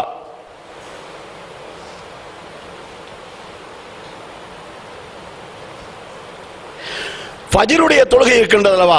ஃபஜ்ருடைய தொழுகையில அலட்சியமாக நடந்து கொள்ளக்கூடிய நமது நிறைய மக்கள் இருந்து கொண்டிருக்கிறார்கள். அப்படியே ஃபஜ்ர் தொழுகையில அலட்சியம் இருக்கக்கூடாது. ஃபஜ்ர் தொழுகைக்கு நேர காலத்தோடு எழும்புவோம். ஏனென்றால் நாம தொழுகின்ற இரவு தொழுகையில அல்லாஹ்வுக்கு மிக விருப்பமான நேரம் இரவின் பிந்திய நேரம். ஃபஜ்ர் தொழுகைக்கு முன்னால் உள்ள பிந்திய நேரம் தான் அல்லாஹ்வுக்கு மிக விருப்பமான நேரம். அந்த நேரத்தில் நீங்க எழும்பி ஒரு 3 ரக்காத்தோ 5 ரக்காத்தோ 7 ரக்காத்தோ சௌகரியம் உள்ள அளவுக்கு தொழுது அந்த தொழுகையை தொடர்ந்து ஜமாத்து தொழுகைக்கு பள்ளிவாசலை நோக்கி செல்கின்ற ஒரு நடைமுறைக்கு நாம முற்பட வேண்டும். ஃபஜ்ர் தொழுகையுடைய நேரத்தை பாழ்படுத்தவே கூடாது. தூக்கத்தை கொண்டு நாம் அந்த நேரத்தை வீணாக்கி விடவே கூடாது. என்றால் ஷைத்தானை மிக மிக சந்தோஷப்படுத்தக்கூடிய ஒரு செயல்தான் ஃபஜ்ர் தொழுகைக்கு எழும்பாமல் உறங்கிக் கொண்டிருக்கின்ற நேரம். ஷைத்தான் என்ன செய்வான்? இவனுடைய காதுக்குள்ள சிறுநீர் கழித்து விட்டு தட்டி கொடுப்பானாம், தூங்கு, நல்லா தூங்கு, நன்றாக தூங்கு தட்டி கொடுப்பானாம். அதனால ஷைத்தானோடு உறவாடுகின்றவர்கள் தான் ஃபஜ்ர் தொழுகைக்கு ஜமாத்துக்கு வராதவர்கள் என்ற செய்தியை நபி ஸல்லல்லாஹு அலைஹி வஸல்லம் அவர்கள் நமக்கு எடுத்துச் சொல்லி இருக்கின்றார்கள். அந்த ஷைத்தானுடைய உறவு நமக்கு வேண்டாம், அல்லாஹ்வுடைய உறவு நமக்கு வேண்டும் என்று சொன்னா, என்னை அழைப்பவர் உண்டா பதிலளிக்கிறேன், என்னிடத்தில் கேட்பவர் உண்டா கொடுக்கிறேன், என்னிடத்தில் பாவ மன்னிப்பு தேடுவர் உண்டா மன்னிக்கிறேன் என்று அல்லாஹு தஆலா சொல்லுகின்ற நேரம்தான் ஃபஜ்ர் தொழுகைக்கு முன்னால் உள்ள நேரம். அந்த நேரம் நமக்கு அமையக்கூடிய மாதிரியாக எழுந்து நம்முடைய இரவு தொழுகையை கியாமுல் லைலை நாம் தொழுவோமாயிருந்தா அல்லாஹ்வுக்கு நமக்கு இடையில நெருக்கம் ஏற்பட்டுவிடும். அல்லாஹ்வுக்கு நமக்கு இடையில நெருக்கம் ஏற்பட்டு விட்டா ஷைத்தானுக்கு நமக்கு இடையில உறவு முறிந்துவிடும். அதுதான் நமக்கு தேவை. அதனால சகோதரர்களே, உது செய்கின்ற நேரத்தில் கடைசியாக ஓதக்கூடிய ஒரு துஆவையும் கவனத்தில் கொள்ள வேண்டும். நபி ஸல்லல்லாஹு அலைஹி வஸல்லம் சொன்னார்கள், அஷ்ஹது அல்லா இலாஹ இல்லல்லாஹு வஹ்தஹு லா ஷரீக லஹு வ அஷ்ஹது அன்ன முஹம்மதன் அப்துஹு வ ரசூலுஹு என்ற துஆவை உது செய்து முடிந்த உடனே ஒருவன் ஓதுவானானால் அவனுக்காக சுவர்க்கத்தின் 8 வாசல்களும் திறந்து விடப்படும். நீ விரும்பிய வாசல் வழியாக உள்ளே உனக்கு நுழைய முடியும் என்று சொல்லப்படும் என நபி ஸல்லல்லாஹு அலைஹி வஸல்லம் சொல்லி காட்டுகின்றார்கள். இது நம்முடைய ஈமானை நாம் ஒவ்வொரு ஒதுவின் போதும் புதுப்பித்துக் கொள்ளக்கூடிய ஒரு சிறப்பான சந்தர்ப்பம் தான் இந்த கலிமத்து ஷஹாதா என்று சொல்லக்கூடிய இந்த கலிமாவை மொழியக்கூடிய ஒரு வாய்ப்பு என நபி ஸல்லல்லாஹு அலைஹி வஸல்லம் அவர்கள் நமக்கு கற்றுத் தந்தார்கள். இதல்லாமல் அல்லாஹும்ம ஜஅல்னி மினத் தவ்வாபீன வஜஅல்னி மினல் முத்தத்தஹிரீன் ஓதக்கூடிய இந்த துஆவுக்கு எந்த சான்றுகளும் கிடையாது. இது ஆதாரபூர்வமான செய்தி அல்ல. ஷஹாதா கலிமா ஓதுவதுதான் ஆதாரபூர்வமானது என்பதையும் விளங்கிக் கொள்ள வேண்டும். இன்ஷா அல்லாஹ் இன்னும் ஒரு சந்தர்ப்பத்திலே இன்னும் விடுபடக்கூடிய தப்பு தவறுகளுக்கும் ஆய்ந்தால் அது பற்றி பேசுவதற்கும் ஒரு சந்தர்ப்பத்தை நாம் ஏற்படுத்திக் கொள்வோம். தொழுகையுடைய நடைமுறையை ஆரம்பத்திலிருந்து சலாம் கொடுக்கிற வரைக்கும் உள்ள ஒரு நடைமுறையை இன்ஷா அல்லாஹ் சொல்லிக் கொடுக்கக்கூடிய ஒரு நாளையும் இன்ஷா அல்லாஹ் இன்னொரு சந்தர்ப்பத்தில் ஏற்படுத்திக் கொள்வோம். வாஹிர் தஅவானா அனில் ஹம்துலில்லாஹி ரப்பில் ஆலமீன். அடுத்த ஒரு முக்கியமான விஷயம் சகோதரர்கள் விளங்கிக் கொள்ள வேண்டும். இது ஆஷூரா தாசுவா என்று சொல்லக்கூடிய இந்த 2 நோன்புகள் இருக்கின்றன. முஹர்ரம் மாதத்துடைய 9ஆம் 10ஆம் நாள் நோக்கக்கூடிய நோன்பு இது ஒரு முக்கியமான சுன்னா. இந்த சுன்னாவை கடைபிடிக்க வேண்டும். இது வெள்ளிக்கிழமை சனிக்கிழமை என்ற 2 நாட்களில் வரக்கூடிய நோன்பாக இருப்பதனால இந்த நோன்பையும் நோட்பதற்கு எல்லாரும் தயாராகிக் கொள்ள வேண்டும் என்பதை நான் உங்களுக்கு நினைவுபடுத்திக் கொள்கிறேன். அஸ்ஸலாமு அலைக்கும்.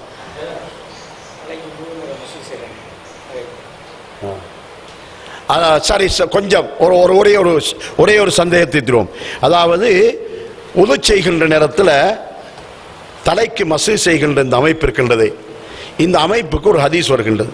உஸ்மான் ரலியல்லாஹு அன்ஹு அவர்களிடத்தில் ஒரு கூட்டம் வருகிறார்கள். ஏற்கனவே நான் சொன்னது போல அபூ ஹுரைரா ரலியல்லாஹு அன்ஹு அவர்களிடத்தில் ஒரு கூட்டம் வந்த மாதிரி உஸ்மான் ரலியல்லாஹு அன்ஹு அவர்களிடத்தில் ஒரு கூட்டம் வருகிறது. இந்த செய்தி புகாரில வருகின்றது. புகாரில உதுவுடைய பாடத்தில் இந்த செய்தியை நீங்கள் வாசிக்கலாம். உஸ்மான் ரலியல்லாஹு அன்ஹு அவர்களிடத்திலே வந்து உது செய்கின்ற முறையை எங்களுக்கு கற்றுத்தாருங்கள் என்று சொல்லுகின்ற நேரத்தில் உஸ்மான் ரலியல்லாஹு அன்ஹு அவர்கள் ஒரு பாத்திரத்தில் தண்ணீர் கொண்டு வருமாறு அழைக்கிறார்கள். ஒரு பாத்திரம் என்றால் இப்படி ஒரு கோப்பை, அதுக்கு அந்த ஹதீஸ் வர தௌருண்டு சொன்னா நீங்க இந்த களரிகளுக்காக சாப்பாடுகளுக்காக ஒரு 5 பேருக்கு தண்ணி குடிக்கிறது ஒரு கோப்பை தண்ணி வைப்பாங்க, அதுதான் கோப்பை. அப்படி ஒரு கோப்பையில தண்ணி கொண்டு வரப்பட்டுச்சு. தண்ணி கொண்டு வச்சா உஸ்மான் ரலியல்லாஹு என்ன செய்தாங்கன்னா இந்த கோப்பை அப்படி வளைக்கிறாங்க. இடது கையால வளைத்து வலது கைக்கு இப்படி ஒரு தண்ணி எடுத்து அதால 2 கையும் இப்படி கழுவுறாங்க. மணிக்கட்டு கீழே திருப்பி ஒரு முறை வளைக்கிறாங்க. அதே மாதிரி இப்படி கழுவுறாங்க. திருப்பி ஒரு முறை வளைக்கிறாங்க. அதே மாதிரி இப்படி கழுவுறாங்க. 3 முறை கழுவியாச்சு. அப்ப கையை 3 முறை கழுவிட்டாங்க. கழுவிட்டு இந்த கை இந்த மணிக்கட்டுக்கு கீழே இந்த வலது கையை இந்த கோப்பை உள்ளுக்கு போட்டு இப்படி எடுத்து வாய்க்கு தண்ணி எடுத்து வாயை கொப்பளிக்கிறாங்க. அதோட சேர்த்து இந்த நாசியை துப்புரவாக்கி கொள்றாங்க. திருப்பியும் கையை போடுறாங்க, தண்ணி எடுக்கிறாங்க, அதே மாதிரி செய்து கொள்றாங்க. இப்படி 3 முறை செய்தாங்க.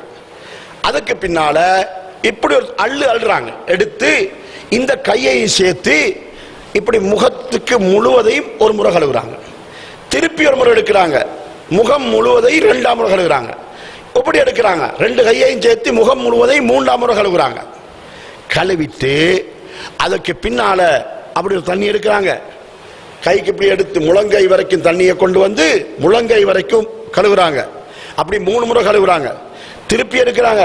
கை எடுத்து இங்க முழங்கையிலிருந்து அப்படி தண்ணியை விட்டு இந்த கையை எப்படி ஒரு முறை கழுவுறாங்க.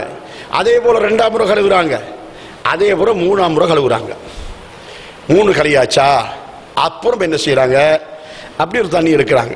ஃபுல்லாவல்ல கொஞ்சம் எடுக்கிறாங்க. எடுத்து தலையை என்ன பண்றாங்கடா இந்த கைக்கு தேய்க்கிறாங்க. அந்த தடுத்த தண்ணிக்கு தேய்க்கிறாங்க. தேய்ச்சி நல்லா பார்த்துக்கோங்க. கை எப்படி எடுக்கிறாங்க, விரல்களை இப்படி வச்சு பெருவிரல் கன்னத்துக்கு வரக்கூடிய மாதிரி, கன்னத்துக்கு வரக்கூடிய விரலை இப்படி வச்சு இப்படியே பின்னுக்கு கொண்டு வந்து காதையும் இப்படி மசுகு செய்து அப்படியே முன்னுக்கு கொண்டு வந்தாங்க. எப்படி தண்ணி இப்படி எடுத்து இந்த கையில தேய்ச்சி விட்டுட்டு இப்படியே வச்சு அப்படியே பின்னுக்கு கொண்டு போய் காதையும் மசுகு செய்துட்டு முன்னுக்கு கொண்டு வந்தாங்க. ஒரே ஒரு முறை தான், ஒரு முறை செய்தாங்களா. அதுக்கு பின்னால தண்ணி எடுத்தாங்களா, வலது கால ஒரு முறை தேய்ச்சி கழுவினாங்க, 2ஆம் முறை தேய்ச்சி கழுவினாங்க, 3ஆம் முறை மட்டும் தேய்ச்சி கழுவினாங்க. வலது கால 3 முறை கழுவினாங்க, இடது காலையும் அதே போல 3 முறை கழுவினாங்க. கழுவி முடித்து விட்டு அந்த மக்களை பார்த்து என்ன சொன்னாங்க தெரியுமா? ஹாதா வுதுஇ வ வுதுஉ ரசூலில்லாஹி ஸல்லல்லாஹு அலைஹி வஸல்லம். நான் செய்கின்ற உதுவும் இப்படித்தான், நபி ஸல்லல்லாஹு அலைஹி வஸல்லம் செய்த உதுவும் இப்படித்தான். நபி ஸல்லல்லாஹு அலைஹி வஸல்லம் செய்த உதுவும் இப்படித்தான் என்று சொல்றாங்க.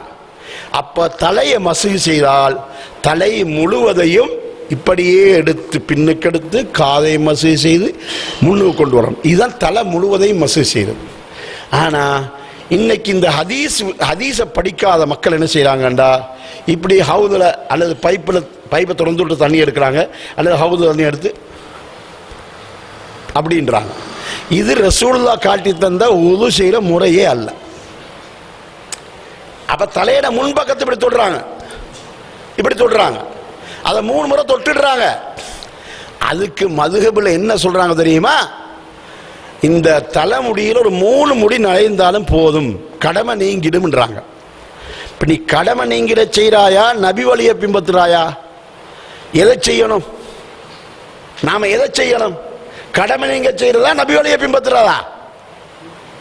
அதாவது கடமை நீங்கிறதுக்கு செய்யறன்னு மார்க்கத்தில் இல்ல, நபியை பின்பற்றுவதான் மார்க்கத்தில் இருக்கிறது. அப்ப உஸ்மான் ரலியல்லாஹு அன்ஹு உது செய்து போட்டு கடைசியில் சொல்றாங்க, நான் செய்கின்ற உதுவும் இப்படித்தான், நபி ஸல்லல்லாஹு அலைஹி வஸல்லம் செய்து காட்டிய உதுவும் இப்படித்தான் என்று சொல்றாங்க. ஆகவே தலையை மசுகு செய்கிற அமைப்பு இதுதான் என்பதை நீங்க விளங்கிக் கொள்ள வேண்டும்.